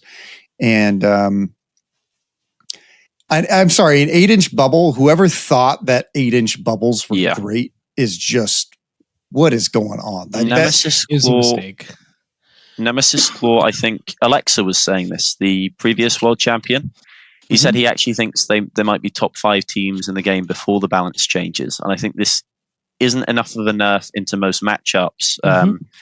They were overshadowed by Legionaries and Warp Coven. And I think this is going to put them into S tier. They're going to be one of the best teams in the game. I agree. I think they were already really good. They could not compete with Legionary or Warp Coven. With the nerfs to the two teams, maybe they can now. So I could 100% see Alexa's take on this team being really good. They placed really well at LVO, especially if you played there. No, actually, they're piloted by a guy named Austin Lewis. Oh yeah. I think I know him. Yeah. So I think when you play their play style, because they just want to fight, they just want to like, hey, run at each other. You know, and it's like, oh, I always have obscuring. I'm thinking of Plague Marines. Plague Marines are really good too right now. I do think that this team is going to be up at the top as well, still. But Plague Marines is definitely one of the best teams in the game. We'll get Nemesis there. Claws, They've seen nerfs. Yeah, but they're not awful. They're not awful. It doesn't destroy the team. Plague is still. We'll talk about it when we talk about it, I guess. Yeah. Well, let's talk Blades about of Cain next. Blades of Lame? Blades of Fame. I don't know. I'm seeing a very special team. If you want, we can. No, skip 3 it. up Scorpion saves. Unplayable game. I agree. In the bin. I agree. Let's do Blades of Cain. I kind of want to skip the other one until a little later, unless you guys want to do it now. I'm glad that we've got to Blades of Cain. Anyone who hates my rhetoric on a 3-up save for striking Scorpions, you can tune out now. You can just shut off the podcast. But Dan, threatening you emails agree? to Games Workshop, guys. I do have. Hold on. I wore this for this occasion. Hold on. If I don't knock over, Is it the Scorpion 3-up save shirt? It just might be. Fantastic. It absolutely is. Let me. Oh, there we go. Nice. There we go. Wonderful. Thanks. You're welcome. You can get that shirt in the merch description down at the below this video. Support the cause. Support the cause. Please. Okay. And then we'll be successful one day. But what is the one change here? So Dire Balance. Avengers used to Balanced. give accurate 1 when you are shooting at or shooting from an objective marker. Now they give balanced instead. So John Rees, can you roll a credit? He's mentioned actually this is a slight nerf to when you're using crack grenades with them. Yep. I'm a massive fan of balanced instead. I'm not massive on accurate as a rule. I mean, I think it's good to have more keywords in the game, but I don't know. I just don't find it that helpful, mostly because I always forget it. Generally, I apply the rules after I've seen the roll, but it's like, oh, that was a bad roll. Oops, I had accurate too. Anyway. Yeah, I think balanced is maybe not. I don't know if it's better, but it's definitely a different way of playing. Oh, it's better with the shuriken rifles. Yes, I agree. Because of rending, right? Mm-hmm. If you're using accurate, then you have 3 dice, so 3 chances to get a crit. Or if you're using the ceaseless ploy, probably that you'll get 1 fail. So 4 dice to try and get that. With ceaseless and balanced, it's pretty much relentless. Mm-hmm. You're going to be like there's one situation where you're not re-rolling all fails, which is 2 2s and 2 1s, which won't happen a whole lot of the time. Most of the time, you'll get a lot of hits, but even if you do get a bad roll, you'll be able to re-roll, say, 3 2s and a 1 into maybe a crit and a bunch of hits. It drastically increases the crit chance, especially because you're adding a dice, you're not taking away a dice from that pool of ones you're rolling and looking for that crit, which with the rending's really good. I Absolutely. like this change. Yeah, I mean, I believe everyone and their mother at Worlds was saying that they need balanced. And then every single Blades of Cain player main that I've spoken to has wanted balance. They want the rerolls because they're looking for rending. Mm-hmm. They need the crits. The crits go through so many other things in the game. It's really important for the team. I like accurate for a lot of other reasons, right? Like Dakotah doesn't like to roll dice. But I do think balanced is ultimately better, especially for your shuriken catapults. So yeah, I'm a big elf guy. If no one didn't know that. So power wise, maybe we'll see a bit more of a mixed team. I think all Banshees is definitely a really solid way to play the team. I've given them a crack. Actually, some of the Banshee aspect techniques are really good. They have that Curtain Falls Harlequin ability now, so you can essentially play better fly than Harlequins as well. Better fly than Harlequins, actually. You can essentially play budget Harlequins where you just run them a lot like Harlequins. You run in, you stab them, you fall back, and then shuriken pistol them. Honestly, I do think they're a really solid team right now. Ceaseless instead of balanced on their strategy ploys for reroll shooting and reroll melee. I think that's big news. I think this is something the TO at Worlds was saying. Layla, she was like, "Oh yeah, I actually think it's a skill issue. I think this team, when played right, can be really solid." I see it. Yep, absolutely. I think it's definitely taken some time. Team? Yeah. No, they're still outclassed by Harlequins, but I agree. Yeah. Second best to elf team, quite possibly. Maybe.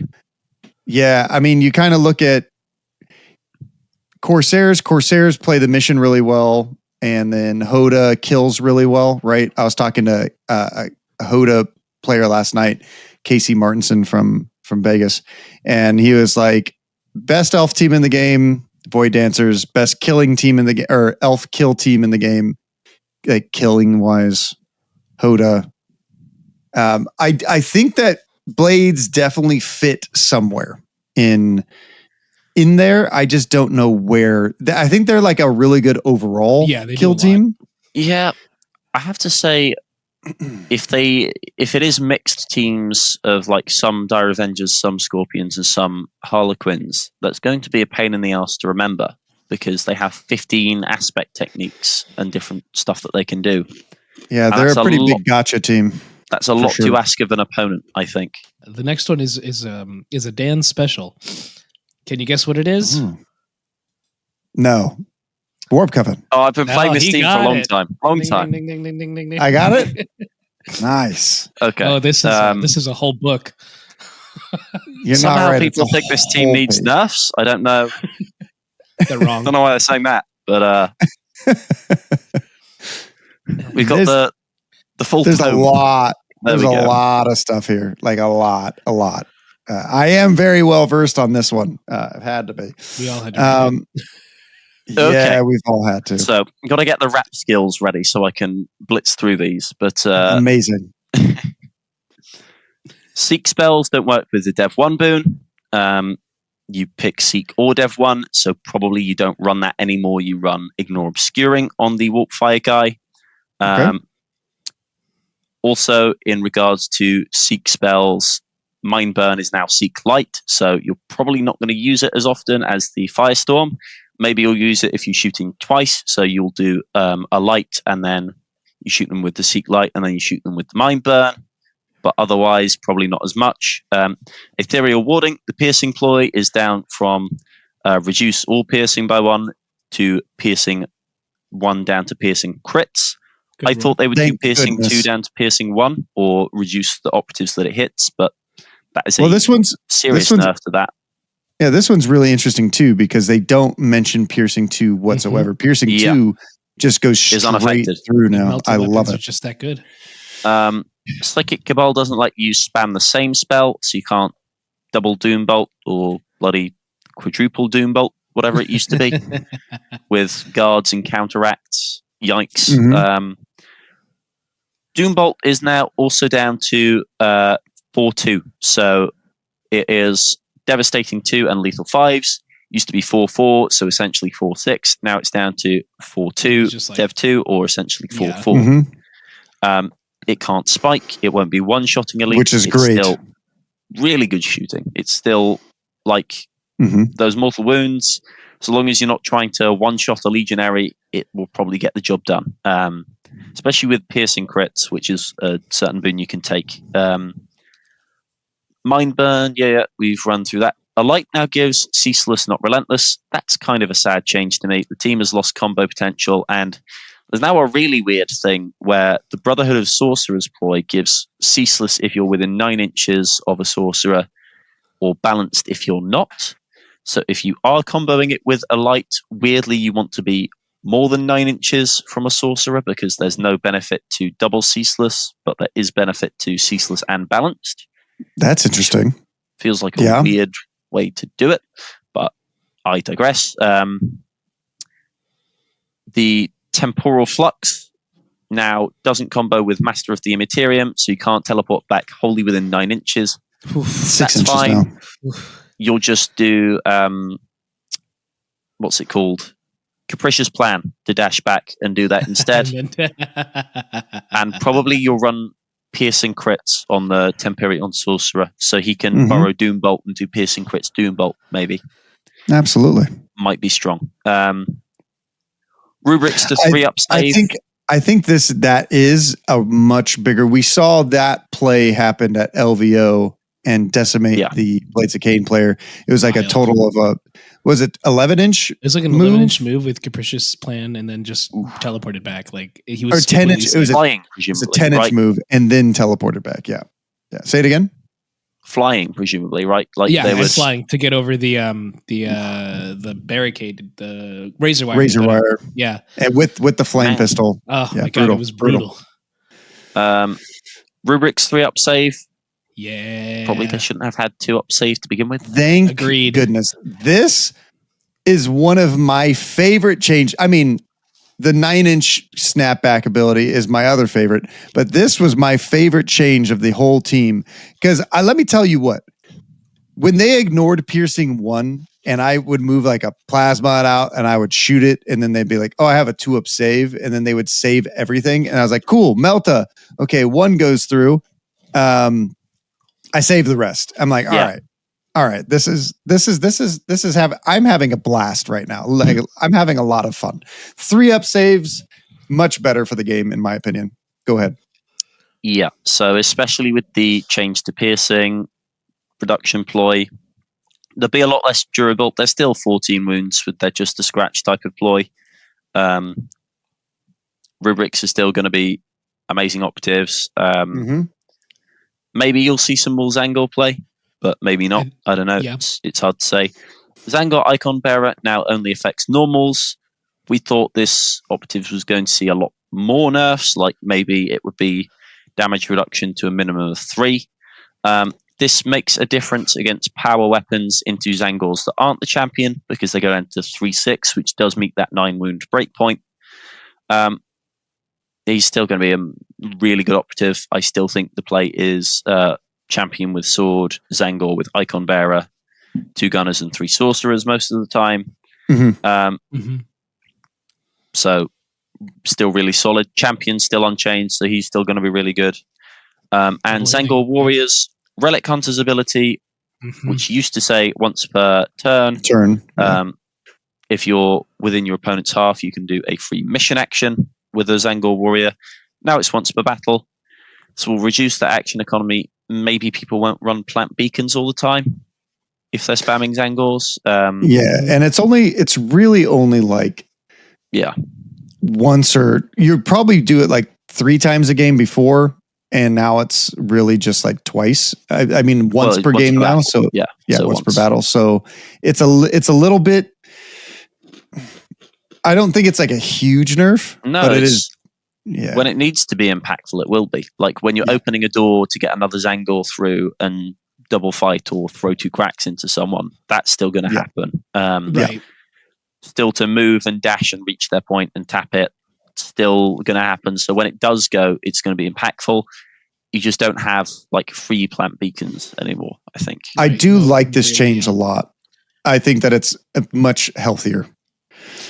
Yeah. Arcane Robes, when I read this, I did not know that the striked out sentence existed. I called Giacomo and I was like, what the like, are you fucking kidding me? This thing used to sorcerer. Yeah. 8 sorcerer once per turn? Bro, I lost my mind in the car. I was like, there's no way this actually existed in its form. I'm glad that it's changed. I can't believe people call Warp Coven strong. It's crazy. This was crazy. But yeah, I actually think it's still going to be really solid equipment. I don't actually think I found that it was happening much more than once per turn. Like if all of your sorcerers are being shot and fought, you're maybe probably don't do that. Playing it wrong. Yeah. So still going to be solid, but it's going to be matchup dependent, and even more so. I know Ace tried not to take it in favor of other equipment. So maybe it's not an always take, but definitely into teams with like power weapons, so 4/6 damage, it might be quite worth it. It's just going to be more of a decision. Sorcerer's Scrolls. So it now replaces the boon. You used to get it in addition, and it used to go away at the end of the turn. It now completely replaces it. There's actually a rework. So in certain situations, it's going to be better. Maybe there's a time and a place for doing Time Walker to get up the board quickly and then changing the boon. It's a nerf to the double counteract because that's a once per game thing, and now it's like you're losing the other boon for it. But it's definitely a nerf. Like it's worse overall now, but it's still cool. There's still all of the versatility you get with that, so it's still a must-have equipment. It just won't allow boons to combo with each other, which was weird. Like to stack Splash Devastating and Ignore Obscuring, or like an extra inch of move and fly And was fly, too much. Yeah. So it'll slightly reduce that. Still be really good. So overall, the team was too durable and too strong in shooting. Both of those have been nerfed, especially the egregious sniping people from across the map when they're behind heavy with devastating wounds. Some Call of Duty Yeah, stats. it definitely feels bad. Now, what's crazy is with all of these changes, I still think the team is really, really good. Still pretty good. What do you think, Dan? I think they'll be A tier. Probably high A tier or maybe low A tier, but like they'll be one of the better teams. I don't think they'll be the best team in the game. They might not be top 3. But they'll be in a really good spot. Do you think they're top 5? Maybe. I think I'm really happy with the changes. I think they keep the versatility and decision of the team. I would say I'm glad the team's not dead. You know, Yeah. that's one thing I am glad about. they didn't touch what's it called? Fate itself is my weapon. So Or the 4/4 flamer. yeah, I'm not fact of that the you can opinion take the 2 of Flamer those. was something they needed to hit. I was a Soul Reaper cannon guy, but Well, They're the both veteran good. guard. All 7 and 8 wound teams I bet. really feel the AP1 4/4 flamer. It hurts a lot hitting on 2s. And you're like, oh, I hit 4 times. Your Oh, yeah. model's dead. maybe the gunner should have gone down to heavy reposition for the Soul Reaper. Oh, yeah. Yeah. Okay. Moving and dashing and shooting with that gun feels a bit strange, but oh yeah. Also, they can't double heal anymore with the Yes, that is big. Um, That is big. Temperion. That's going to be a change we're going to see Or triple generally heal. for all Mhm. elites. Good change. I think it's a bit toxic. I don't think anyone really liked playing against that type of rule. No. So it's for the best. But this team is still going to be really good. As I said earlier, I think the sort of look of what the top and bottom teams are looking like won't change much. They're just a lot fairer, and you won't feel like a horrible person for turning up to a match with Warp Coven. If your opponent rolls your eyes at them, you can be like, they've been nerfed. They're not too bad anymore. Chill out. Chill out. Chill out. Yeah. The next one. What- This one's for you, Dakotah. I want you to focus on the positives first. Then you can poop on them. Okay. Who are we talking about? Deathcore. Deathcore. Okay. So the changes that they got here were Siege Warfare, deploy that gives Saturate, now also gives Accurate 1. So good news, you get to roll less of your dice. There's also slight anti-synergy with the other buffs, which is Ceaseless. So the I love Poison not now roll gone dice. to- It's amazing. Ploys have now gone to 1 reroll to Ceaseless. So Ceaseless Shooting, Ceaseless Melee, and reroll all of 1 result for defense if you're in cover. Yeah, I think these changes are definitely, I know for a fact if I had these changes and the other changes were put into effect, I would have won a lot more games than just 2 at Worlds. It's much needed accuracy, right? Yes. So the thing is, like, Deathcore had a really bad problem actually connecting with any damage, right? Or doing anything, right? Because I I kind of think- would. Yeah. To justify kind a of- team hitting on Yeah. 4s, they need to have some kind of mechanic in order to combat that, right? Like Ceaseless, maybe Mystic Buffer, Inquisition, maybe Punishing. Deathcorp didn't really have that. So I think this will go a long way to help you secure those hits that you really need. Yeah, I think this team is going to be much better, especially with the cracks and stuff like that. You could crack with your Zealot, and you could get Saturate, Accurate 1, and Ceaseless for the rest of your dice. So essentially, you're going to auto crit somebody, and then you get to reroll a bunch of dice. I think that they're going to, because he has Severe.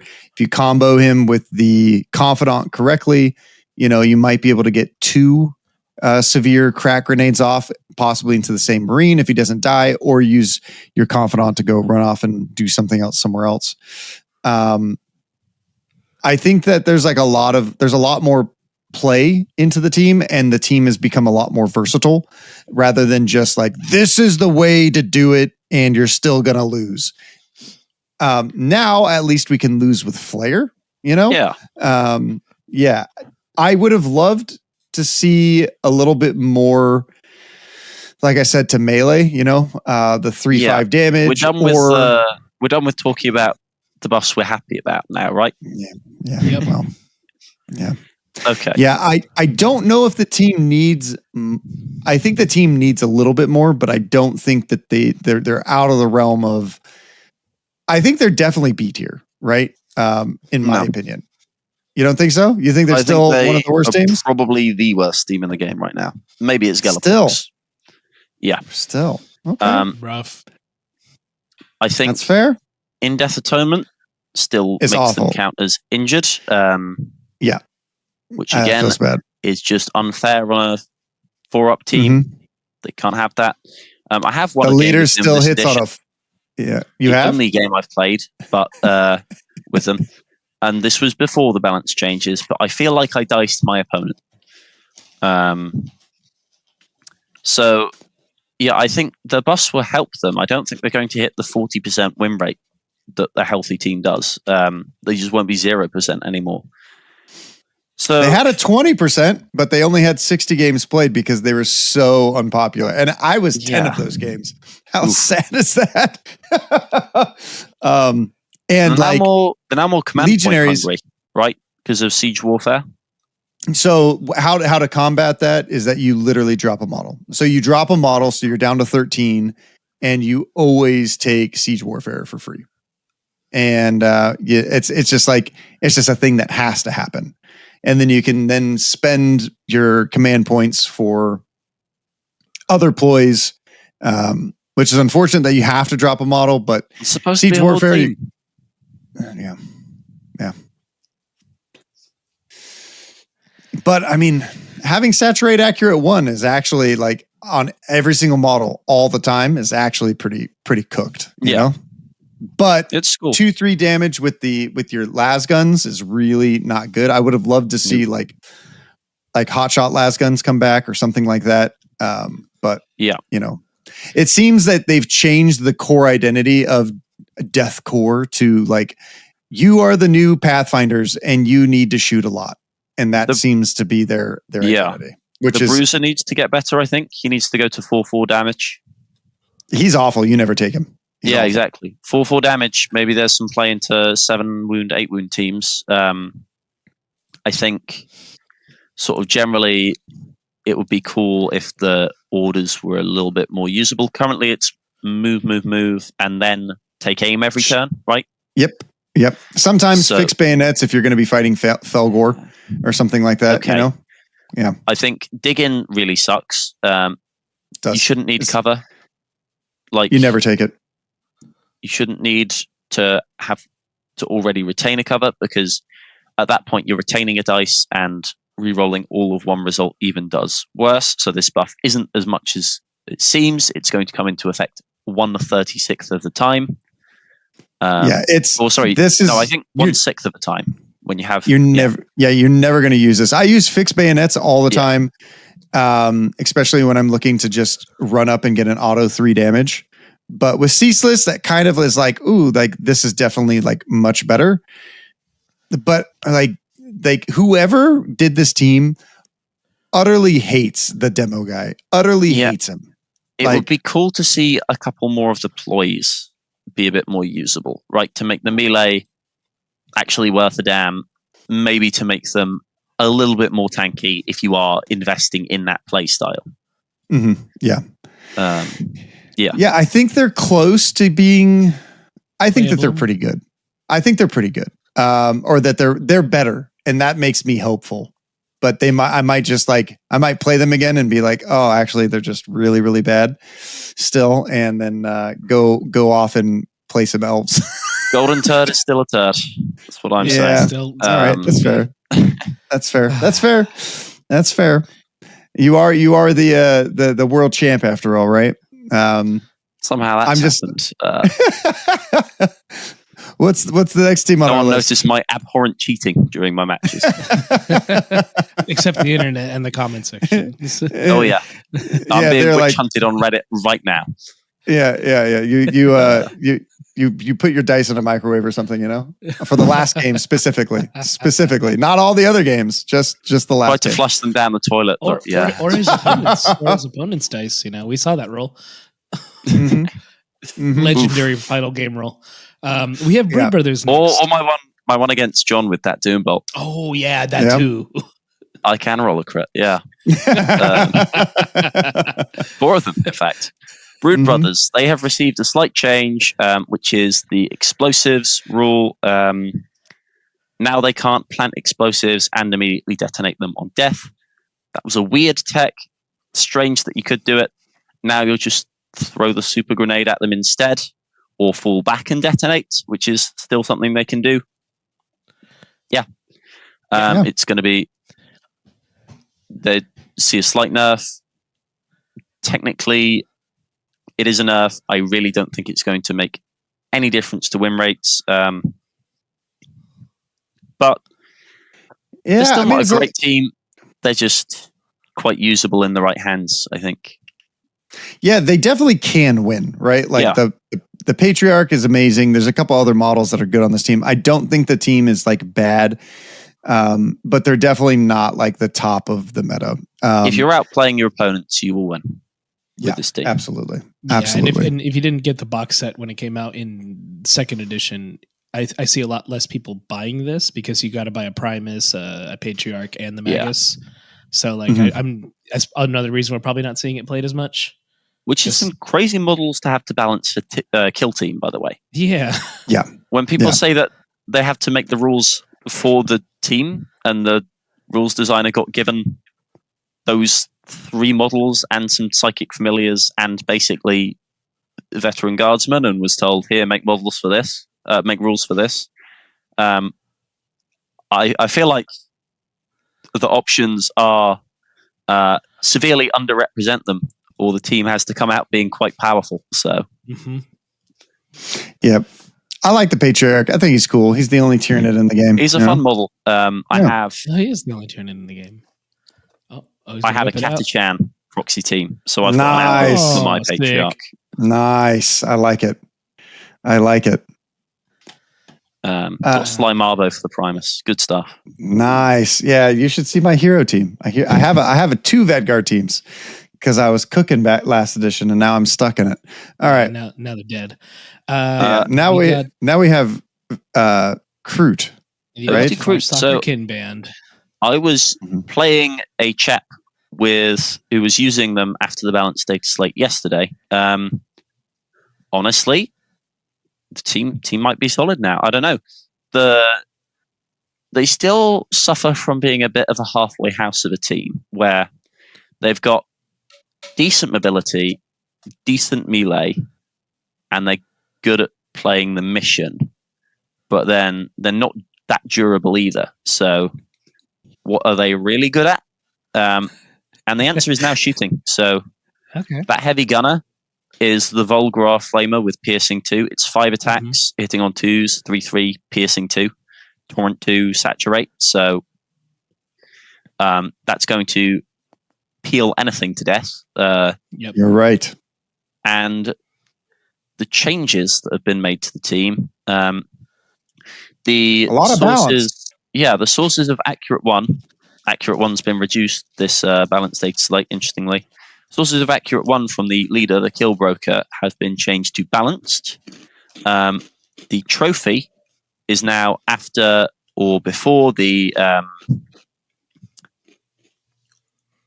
it's after an action, sorry. So you don't have to do it at the start of the activation. This now means double kills are a bit easier because if you whiff the roll, you haven't wasted the equipment. So you can charge, fight, and then if you get the kill, go for it, rather than having to make that decision before you go in.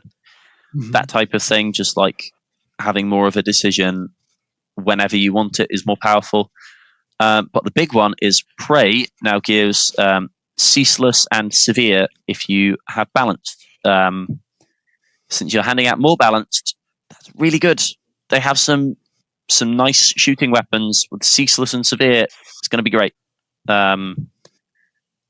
God, their snipers are forced to be reckoned with as well. Lethal 5s and ignore obscuring. Yeah, he's gonna be a monster. You know? Yeah, Pistolier is good fun. So honestly, I think in the right hands, we'll see this team perform quite well. Yeah, there's a certain person in the U.S. that's picked up the team and pretty hot Ryan, on them. right?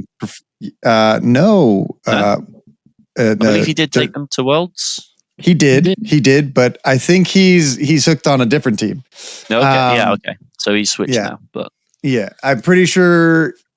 Oh, he played Plague Marines at LVO and got through. Yeah.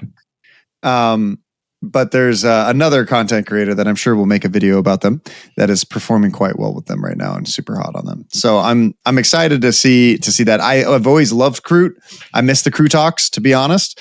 I have the old metal one, but I think one of our first games, Giacomo, he was playing Phobos and I was playing Kroot, and all of my Kroot died, and my Kroot talks killed like 4 Marines.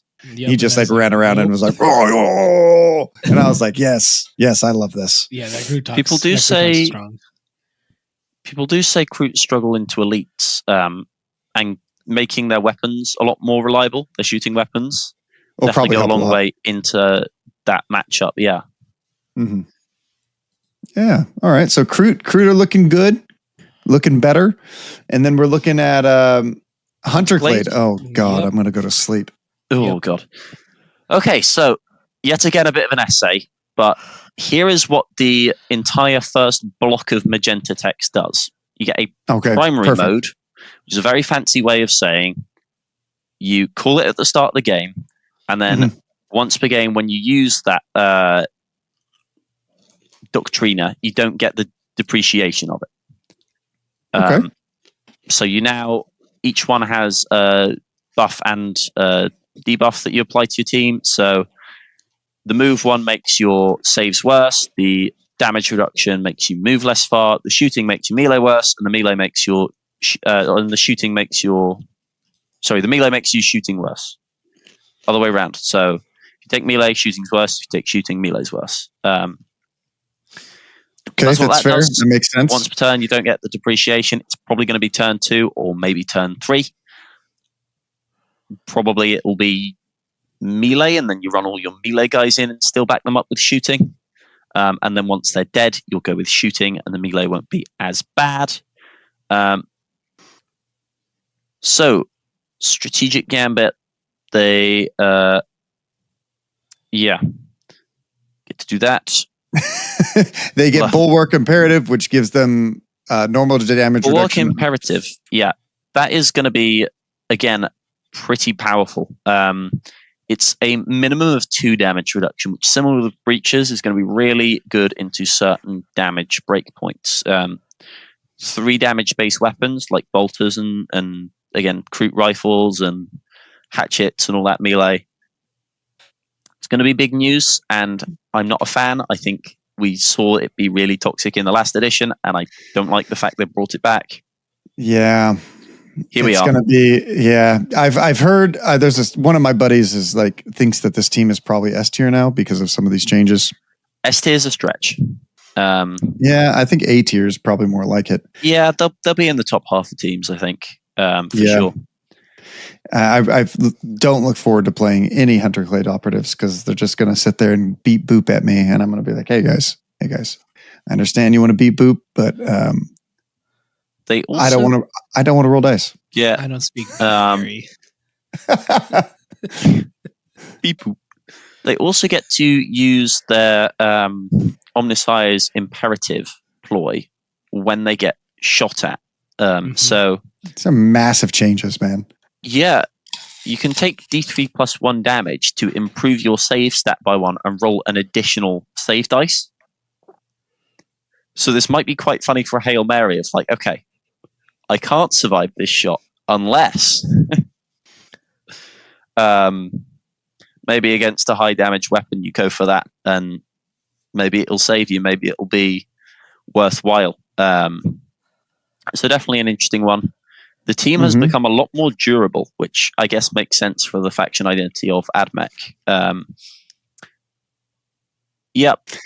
Yeah, it definitely seems like it definitely is a really good buff for Hunterclade. I'm excited to see where they pop up in the meta. Maybe they'll be better than their. I think they had a 36% win rate before. Yeah, on those 10 wound models, damage reduction, I think it might be really, really strong. Let's see, is there... Okay, yeah, and then again, they have to amend sort of the way in which that new rule works because of the core rule change so that it actually functions and isn't mechanically broken. Basically. Which rule?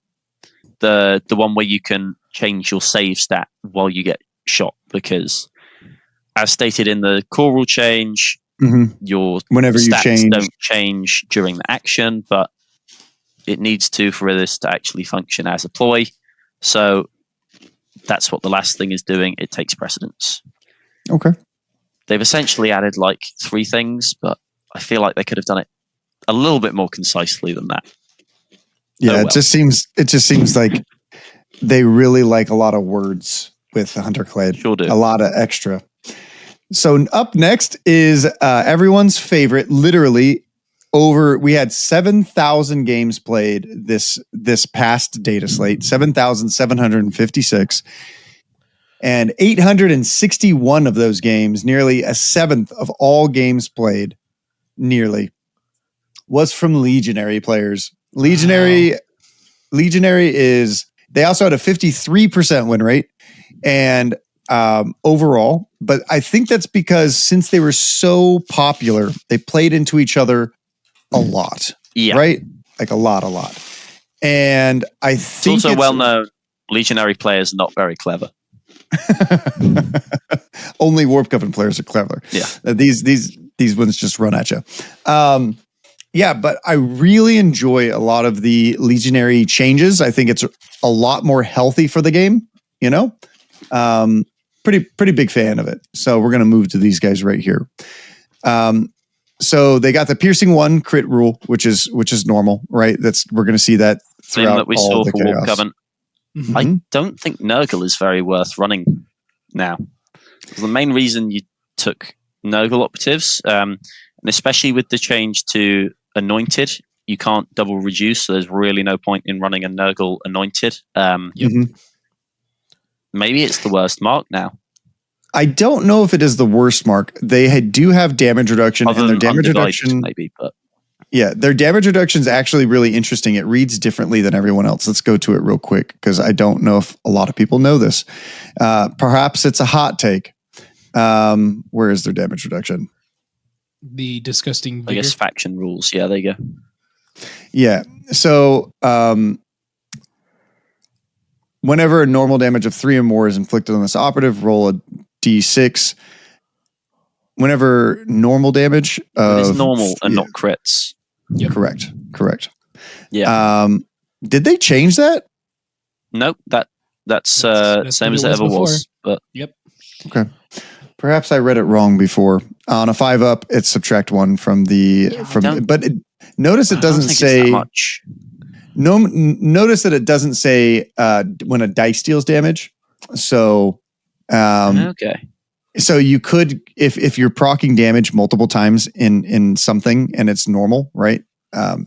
Then I believe this works with devastating. So like if you do devastating, wouldn't be devastating normal damage, 7. right? Normal refers to damage from a normal hit and not a critical hit. Does it? Or is it just? So, yeah, I guess you're right. Yeah, you're right. I don't know if that would be a possible situation, but you are correct. Okay. That is why I was like, I think I just skimmed over normal, and I came up to this going to show the internet everything, and I was wrong. I'm glad I've never talked about it until now. The ridiculous Slanesh injury ploy has been changed. Yeah. Huge W for every 4-up team that doesn't have to shoot them on 5-ups, because that is literally unplayable.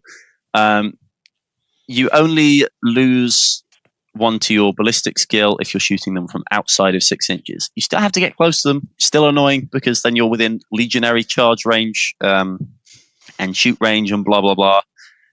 Also, the injury from that ploy only hurts you if they are fighting you. So like Banshees from things, Blades of Cain, it's not going to affect you if you're fighting against them, which is good because if you're making the choice to run in and fight a legionary, you kind of need that to go well. Yeah, you better kill him. You better kill them. Yeah. Before they go. Fickle Fates. So this used to give punishing against a ready enemy operative. It's now ceaseless, which is often better. It's going to be a weird one. It's specifically anti-synergy with Severe from the Tzeentch Gunners. So oddly, I think you don't play Fickle Fates if you're running a lot of Tzeentch, potentially. Interesting. Or you do play it if you're not, because this has an odd anti-synergy where Ceaseless will increase your crit chance. So But- if you're playing this ploy, the Severe is less useful. Yeah, I could see that. Absolutely. But hey, And then- it's fickle. Mm-hmm. It's strange because the Tzeentch ploy now is anti-synergy with Tzeentch, just as planned. Just as planned, exactly. Just as planned. It So I seems think- like they've also fixed the warriors. Yeah, that right. was, that people was a were big running. one. People were running a lot of Nurgle and Tzeentch. Maybe we'll see some more Khorne. Maybe we'll see some Slanesh. Maybe we'll even see Undivided for an Yeah, AC that'd be source, nice. which would be cool. Yeah. Okay, you now can't switch marks to get the Tzeentch mutability and change ploy to APL buff them. Good, you can't gotcha people. You can't suddenly switch and suddenly go extra APL, move dash, double shoot, or move open door, double shoot. This just makes it F4 easier APL now. How cool am I? Yeah. easier to prevent double kills on the other end of it, which is nice. It's good news. Okay, Chosen, serious nerfs. He now needs a kill to heal, and he only heals D3 plus 1. Yeah, that's Goodness. massive. It's massive. Low taper fade. Yeah. Life Siphon has also changed quite a bit, right? Life Siphon's also changed. Again, they've been cracking down on healing, but Yeah. I think this is good news. He's now killable, especially melee teams have play into him. You don't just bounce off him. But yeah, this might mean we see the other leader see a lot of play. The Chosen still really deadly in melee. 4/7 lethal 5s rips through anything. But maybe the other one will see a bit more play. Maybe there's other stuff you want to be doing. Yeah. And then the Balefire can only Life Siphon once per turn. Thank goodness. The weapon rule specifically. Correct. The rule ones, whether shooting or knife. Yeah. The Icon Bearer has been completely fixed. You can only gain an extra CP when you're on an objective that you haven't done yet. So you'll need to move and dash onto the objective. You'll get one at the start of turn 2 if you're leaving them on that objective. And then if you run into another one, you'll get 2. To get 3 seems unlikely. It also comes in later, which is a notable change. So you don't just get 1 for free at the start of turn 1 and you'll have 6 at the start of turn 2 maybe. Yep. Yeah. This is going to be a big change because they were spamming those ploys. The ploys are now worse, but there's now much more of a decision about what they're going to do. They're not going full Pantheon mode and spamming every single ploy and being on turning point 3 or turning point 2. Yeah. It And was then just busted. making it feels bad. Yeah. And then we have once per battle, when a friendly Legionary Warrior operative is activated, you can use this keyword and you can change it. So you can do it once per battle. You can change a warrior. Yeah. Used I to be still every don't- time they activated. I'm kind of surprised. Oh, sorry. Was it once per turn? I believe it was Once per turning point, I think. Once per turn. once Okay. per turning point. Yeah. But It's kind of nuts. that is still going to be really impactful when it does go off. What I Yeah. think is going to happen is we're going to see a lot less people running a bunch of warriors. So I don't know if Jimmy was playing the most optimal roster with all of those warriors, but definitely I think John ran 2, and I think Escu ran 2. So maybe that's less interesting. Maybe it's cooler to have specialists with unique abilities on the board. I think it's nice that warriors have a time and a place, but to stop people spamming them probably is a good change, and we'll see the team be more interesting, because I especially have a gripe with Legionary as a team when it feels like they steamroll you because they have raw power rather than because your opponent has played them especially well. And I think having some more unique abilities and unique actions to give them more to do will help with that. Yeah, interesting thing about Legionaries, the overall changes that I've seen from this team, in my opinion, seem to be really aimed at feels bads. There was a lot of feels bads touched with this team, and I think Games Workshop did a really good job at being like, oh, teams that hit on 4s really hate 5s. Cool. These guys, the damage, healing, overhealing, all these kinds of things. 4 APL warriors, they really did a good job reining in the team's gotcha mechanics and feels bad mechanics. So I'm relatively pleased with the changes they did. I don't think they're too much. I still think the team's really good. The question is now is where are they going to end up in the meta? How do you guys think this team is now, like, overall?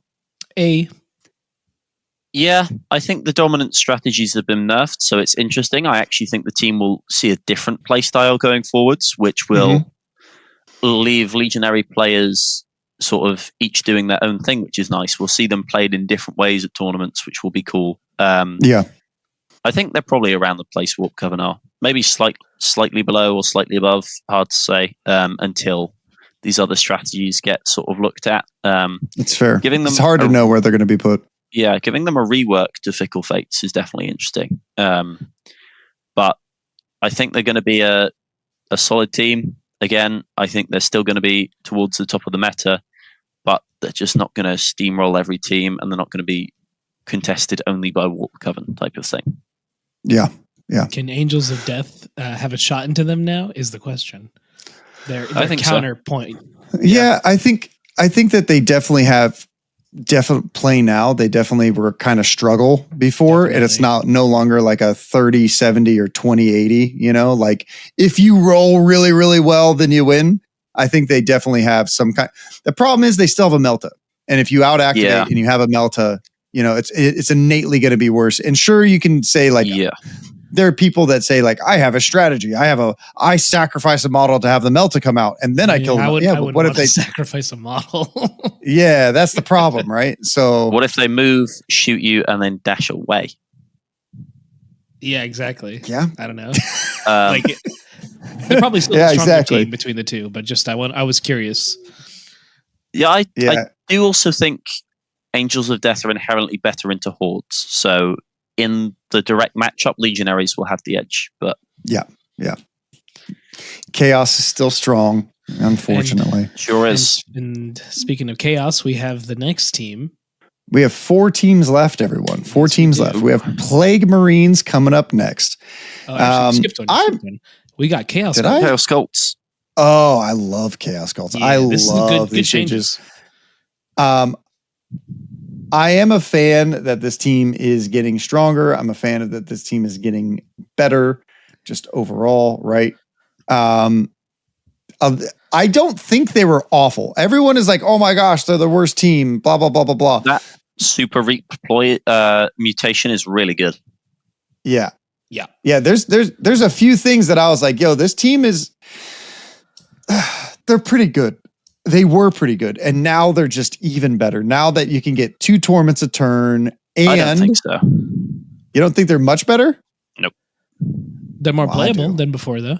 Fervent Onslaught is crazy. Like you're taking your torments and you're getting accurate too. The fact that you just auto hit with 2 dice is just like, if you're on guard, if you're in a fucking stronghold, if you're like holding a door. There's so many good things with accurate 2. It's just like, do I want to charge a torment that's auto going to hit me twice?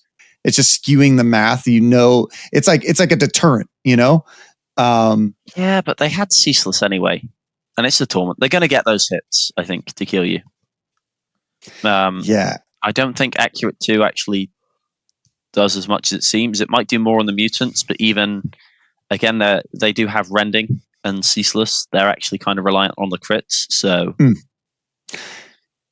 yeah, I don't know, man. I'm hyped on these guys, but I'm hyped on these hordes.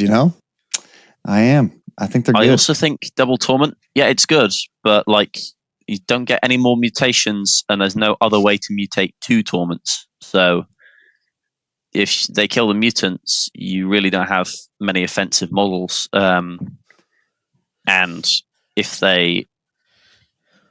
Yeah, that's always been their strategy, is like you have to kill the mutants, right? Like that's always been the strategy playing into cults that a lot of people don't realize. You have to change your game style. You have to just kill mutants. Kills with the devotees as well. You don't have enough mutations to get more torments.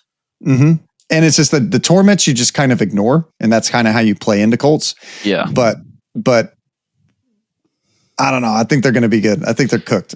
I'm excited. Think most people haven't properly figured out what to do into this matchup, and you need to figure out if your team is one of those teams that can kill them, or if your team is one of those ones that doesn't want to move up the board and try and engage them at all. You either want to stay out of the threat range of torments, or chop them up as quick as possible before they can get many mutations off. And I've had success with both strategies. It just depends on which team you're running. And I think a lot of people don't get the hang of that. Okay. All right. Now we can go to Plague Marines. Yes, we can. There we go. Now we can. I'll shrink our screen again. Okay. So Plague Marines are relatively similar to nerfs from a couple other teams, right? Right. You cannot select the same. Heal. No double heal. Like that's going to make the damage from teams that can't do burst damage stick to them a lot more, which is good stuff. It's a potent heal anyway. It's they for can't, the best. Yeah, they can't psychic ranged weapons twice. They can't do what is this? One. Yeah, they can't heal twice, and then they have the flail action. Bearer. Yeah, the icon bearer. So yeah, his icon bearer change. I don't know. So the icon bearer is now a lot like the legionaries one, in that you need it to be in a specific place on the board to get value from it. Your opponent's half, and if they're in your opponent's half, you get contagion for free. This further hurts the team game plan. I've actually never been that big on Plague Marines. I think they really struggle into good players. And my friend, who is kind of new to the tournament scene, was able to completely dismantle a golden ticket Plague Marine player, like someone who went to Worlds with Plague Marines and did quite well with them. And I think this icon bearer change, the team is very command point hungry. They've got some really good ploys that they need to be playing, and you can't really, or you don't really want the icon bearer to be on your opponent's side of the board. You want him to be on your side of the board. You want to drop a cloud of flies so that if they get within 3 inches of your icon bearer, they'll be counting as injured from contagion. So they're either obscured or within 3 and then injured. That's just not all that easy to pull off now, because again, you need your icon bearer in your opponent's half. You can't play this defensive play style, and they're a slow team. So I think I can see that. Yeah, but I think their resilience, the way they move up the board, and the way they just dominate newer players, and how strong they are into hordes and a few other teams. I think the team is super. I think the team is super good. And there are ways that you can pilot. I don't necessarily know. I think that they're better than Legionary. Personally, I don't think so. I think don't this team think better is than Legionary. At the top level of the game. I think this team is really going to struggle. Maybe near the end of A. I mean, we saw Orion do really well with this team. at Worlds, and it really changed a lot of my perception of the team and how strong LVO, they are. you mean? Yes, at LVO. And like, I thought they were just kind of like the mid-tier kind of elites, but then like played to that level, is definitely like eye-opening to be like, oh wow, like these guys can cook, and they can cook really hard. And you think he could beat someone who plays Legionaries to that level? Yes. I don't think so. Yeah, I'm not with you on that. All right, that's fair. That's fair. I think Legionary just have a few more like different abilities that can kind of not really have to worry about what Plague Marines do, minus poison. Poison's poison. So they can kind of get around some of their stuff. Because Plague Marines are very much just playing like Nurgle, and if you know how to counter what Nurgle players do, you can kind of do this. I think Plague Marines are the worst elite team in the game, but I think that's because the bar is really high. Like, fair. Okay. Yeah. Dang, I wasn't rating them that low, but that's wild. Okay. I mean, I like the take. That's why we're here. That right? means they're not we'll see what the better than, comment like, section says. Phobos and stuff. A hot take, guys, but this is what I'm saying. Yeah. Hey, they're also just an accessible team. So I think given the low skill floor, they'll see a higher win rate than truly represents them at top level. I think they'll struggle to get event wins and grand tournament wins and stuff. But they will be cool mid people. Yeah, I think we saw a couple Plague Marines do well at Worlds, but not like overly good, and they overly got dominated. But like, I don't like these nerfs are like relatively minor compared to like Legionary nerfs. So I think that the gap is much smaller than we might give them credit for. But I could be completely wrong because I've been wrong in the past. You guys could be 100% correct. Next up, we have. Go ahead. Yeah, my friend plays them, and he complains about how the team's sort of vision doesn't quite work, but then he seems to complain about whichever team he's playing, regardless of whether they're at the top of the meta. So maybe it's just a skill issue. I don't know. So is he like the subject of like Glass Half Dead shorts? You know how Glass is just always like, he's actually go this guy, other person you do this. on there. Yeah. Oh yeah, he's the other guy.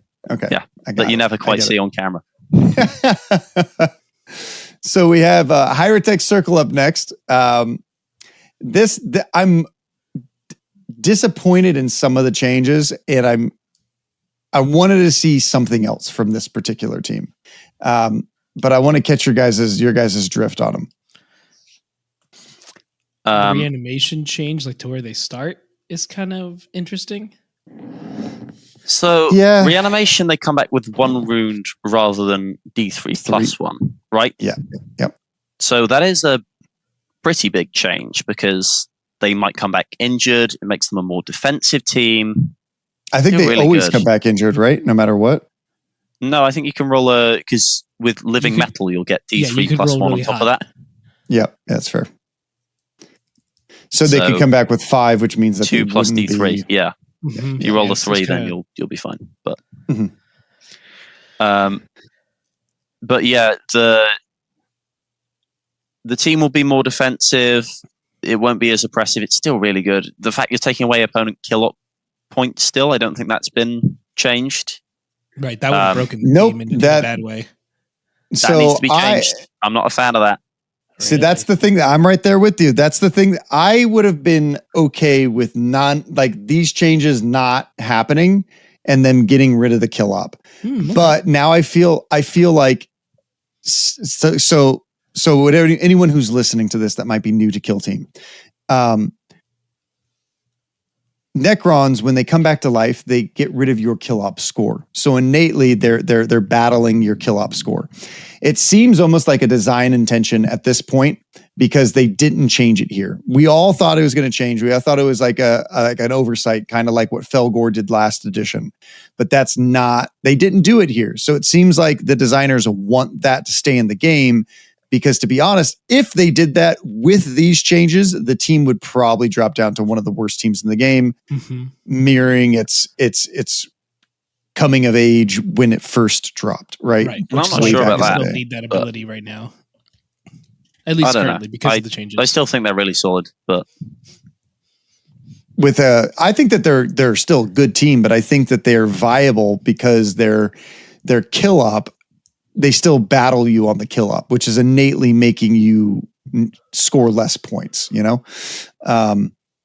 That's my rant about Higher Tech Circle and the lack of changes that I would have liked to see. But the designers have a reason for what they do, so I'm sure it is something. The Psychomancer has also changed dramatically, so maybe we'll see other heroes change and get better, and get more play. Instead of it being an 8-inch range of like, screw you, you're not allowed to do any kind of rerolls, go fuck yourself. That's huge. It shut down so many faction mechanics. Grudges, the Novitiates, Faith Point rerolls. Yeah, all that jazz. 8-inch range was huge. You could do it from the Apprentech. You still can do it from the Apprentech, which I think is the way to use it now. And now it's still going to be really good into certain teams because it still does do really well against certain faction mechanics, but it's a much smaller range and they can still crit with stuff. So weapons which are really reliant on getting crits, like, elf power weapons and shuriken pistols and devastating wound stuff. It was scary for Warp Coven as well because they would switch off your Doombolt devastating wounds, which was tough. All that stuff, it's not as good. Still probably going to be quite strong into these matchups, but more of a decision now. Yep, we've seen a nerf to all of the leaders, actually. We've seen the Technomancer is down to 2d3 heal, and the Chronomancer...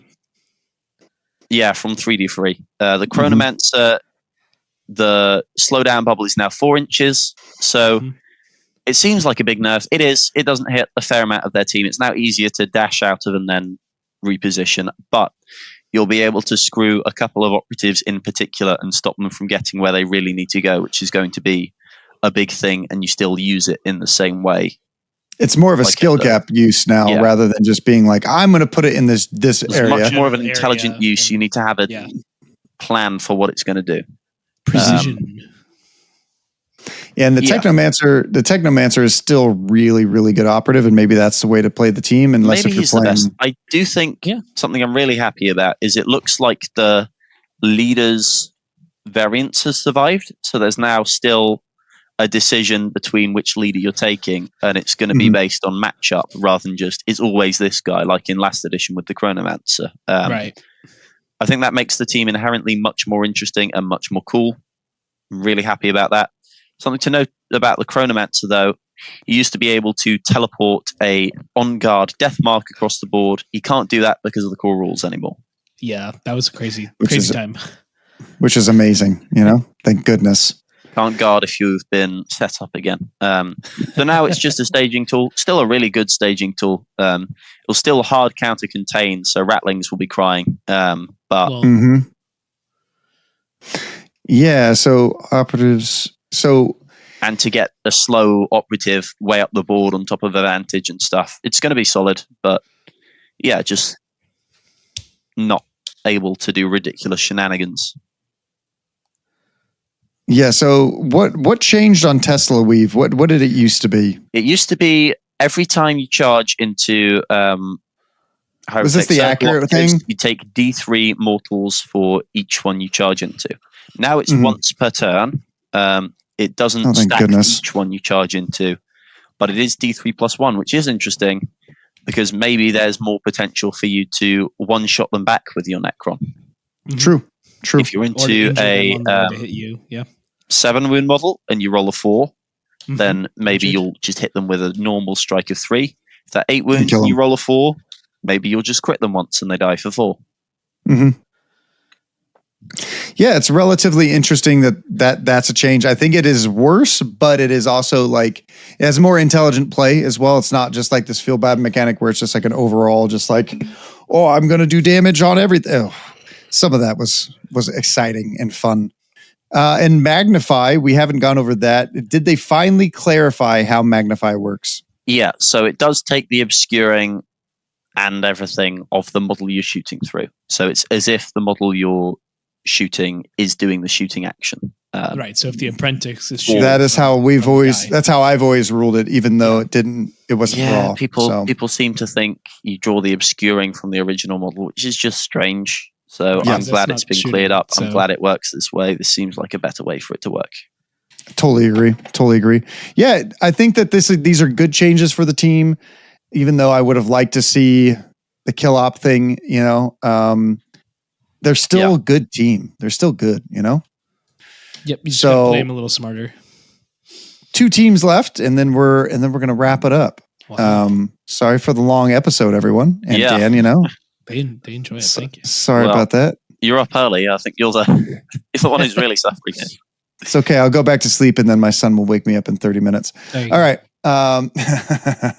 So we have Aquilans. Aquilans. Giacomo painted these and got them put into Warhammer Community. That's Ooh. right. See, I was thinking when they dropped, it would be cool to do Mandalorians. Like you put Mandalorian Ooh. helmets on there, and someone else has shamelessly stolen my idea, and he was like, "I love that idea. I'm sorry, I've stolen it." And it was like, okay, I don't think I was ever going to get around to building it, so I'm glad someone has. There you go. Yeah. I took I hate their heads, so I would have liked that idea as well. For Vespids, I stole Mike Cortez's idea of turning them all into like Cell 1.0, like in Dragon Ball Z. Mhm. Nice. Yeah. So, what's changed with these, G? I know that you're quite the Aquilion player. I did play them for a little bit, and I'll probably pick them up again. Not that this change made them like wow, but like okay. So I like the hot drop is pretty nice. So it's whether you dropped and you just landed or you're dropping from a vantage. So like it still makes sense. So you're not just using it the one time. Like there's reason to climb and jump on vantages and do it to get the bonus. Mhm. And changing drop and secure until the ready of the next turning point is good for controlling. But It that's makes it kind of functionally work for some missions, right? Exactly. Yeah. Otherwise, that's really it. And honestly, I can Do live what with it's those supposed to. changes. Hot Yeah. drop seems cool.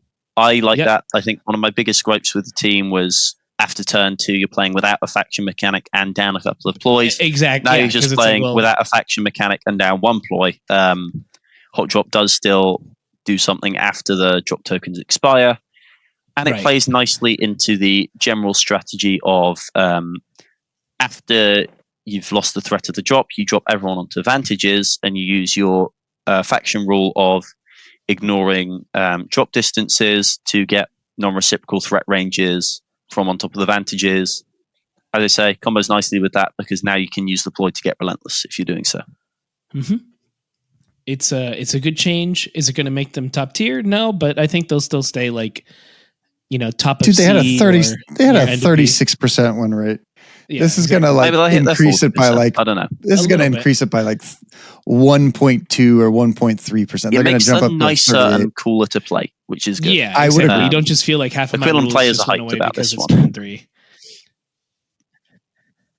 Yeah, I like it. Yeah. I still kind of feel like they're a better Cassican. That's kind of how I feel for the most part. And they're I not would a put them great higher team than either. So, Cassican just a little bit, even though I Yeah. like Cassican too. okay. Final team then? Final Yes, here we team, go. Vespid Vespids. Stingwings. Okay, so they have seen a couple of things. Communion points now carry over for turns. You're not completely Yay. at the mercy of that D3. Yay. The rolling and taking that equipment to Goodness. make sure you Much get it. needed Like, change. Mhm. And here's one they really needed.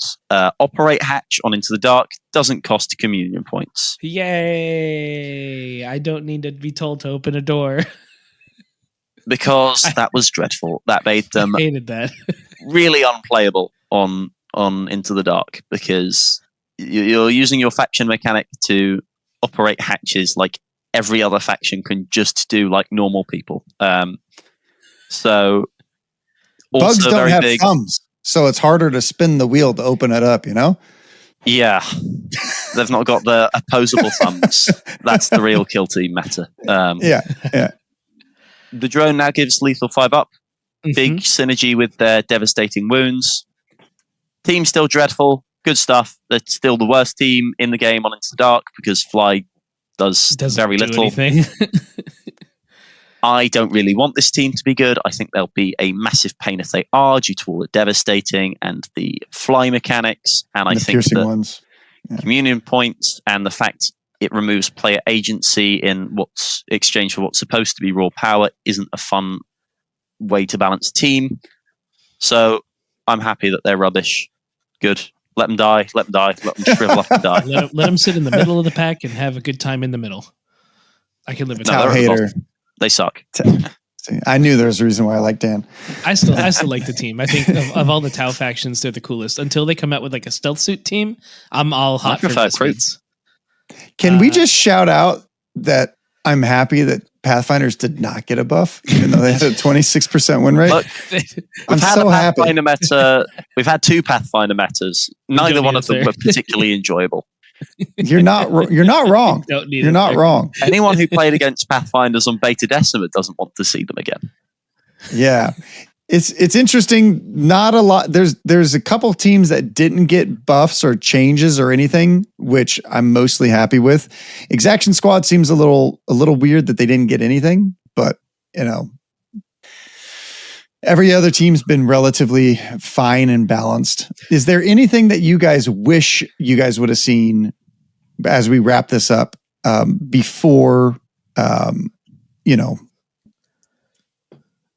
is there anything that you wish you would have saw? Phobos armor getting we an haven't extra gone over? wound, I guess. I don't know. Well, All right. I don't know. It would have been cool to have a couple more of the teams a bit more shaken up. So I think the teams which are at the top were already good teams. I think the teams which are at the bottom were already bad teams. And it would be nice to sort of see a couple more teams jump, because I think we might be going into not an unplayable meta, but it'll be a bit stale. We'll still see a lot of the same teams at the top. And I think even though it'll be a lot more of a playable match for everyone, it would be nice to see some different ones taking the podiums and taking the crowns and everything, I think. But yeah, overall, I think I would have liked to see Commandos Yeah. get something, because Okay. they pretty bad. They're not doing great. overall I'm and- happy with them. It's good Commandos? for the state. No, for the Balance Dataslate. I think Same. it's good for the state of the team. Everything's a lot more playable, which is nice. It's good to show up and know that you've got a chance, whichever matchup it is. Absolutely. Yeah, I'm a big fan of this data slate. I'm glad. I think this one's a knockout of the park. People that watch the channel regularly know that I can be hypercritical on a lot of the balance changes and stuff like that. The only thing that I'm hypercritical about is how long it took to come out. Yeah. Aren't we? But all? I think I would have loved to see this a long time ago, but in a it is what galaxy it is. far, far away. Galaxy far, far away. Where your Mandalorian Aquilons are. And Genosian Vespids. Yeah, Geonosian Geonosian Vest? Vespids. Hey, there you go. That's cool. Yeah. And Felgor robots. Felger robots. I tell you what, my dad did paint them like Terminator robots. They look awesome. Oh yeah. Okay. All right. Send I'm us a down. pic. I'm curious in the Yeah, future. I wanna want to see. see that. I will do. Yeah. So we're gonna wrap it up here. Is there anything that you would like to shout out, Dan? Yeah, I'll shout out my team, the old ones. Congratulations, guys. Didn't quite get number 1 on ITC, but otherwise we've been crushing it. Especially Bart. He's doing a good job these days. Hell yeah. Hell yeah. How about you, G? Anything to shout out? Of course, you can join the conversation by commenting in the comment section below if you're watching this on YouTube, or on our Discord channel. If you think there were some other takes that we made that sucked, or you want to share your opinion on the Balance Dataslate or something that you would have liked to see, feel free to write that down somewhere. We'll take a look at it, we'll criticize it, and you can criticize us back. On top of that, if you're watching it on YouTube, I'll hit you with a witty response, to be clear. there you go, with a witty response. And if you're watching on YouTube, you can also check out our other things like the Hobby Highlander or the Stats Show, that I'm sure a new one will be coming out soon, since now the Balance Dataslate's out and we'll get a few tournaments in and we'll get all that good stuff. And if you want to support us in a different way, we also have a Patreon available. We'll have certain episodes and battle reports on there, so you can check those out. And it helps us bring a lot of stuff to you guys, which we really appreciate. And that's all my stuff. How about you, Dakotah? So keep an eye out on the channel. We have a lot of content coming out. We have nearly 2 weeks worth of tournament battle reports that we have to get out between Worlds and LVO. We also have a tier list that we're going to do. It's going to be another too early tier list, because no tournaments have been done yet. So it's going to be exciting, and everyone likes to flame our tier lists anyways, just like everyone flames every tier list. It's going to be fun. It's going to be great. And then we're also going to be bringing out another Meta Watch. And like Giacomo said, Hobby Highlander. We have a lot of fun guests lined up that are in different areas of the community for all those things. I look forward to having Dan back on. Shout out to Dan going through nearly a 3-hour ringer with us. It's God, these guys. Sometimes we make long content, but hopefully everyone likes Dan as much as we do. The dude's a legend, and I can't wait to see you bring your own Ratman cloak at next Worlds, because I know you're going to come back. I've got one. It's nice. Fit. Exactly. I can't wait. Kill Team is in a fashion meta, guys. Yeah. Literally, the better you dress, the better you do at tournaments, and in the game store, the local game store. So just remember that. It helps with dice. Yeah, but until next time, everyone. All right. See ya. Thanks for having me.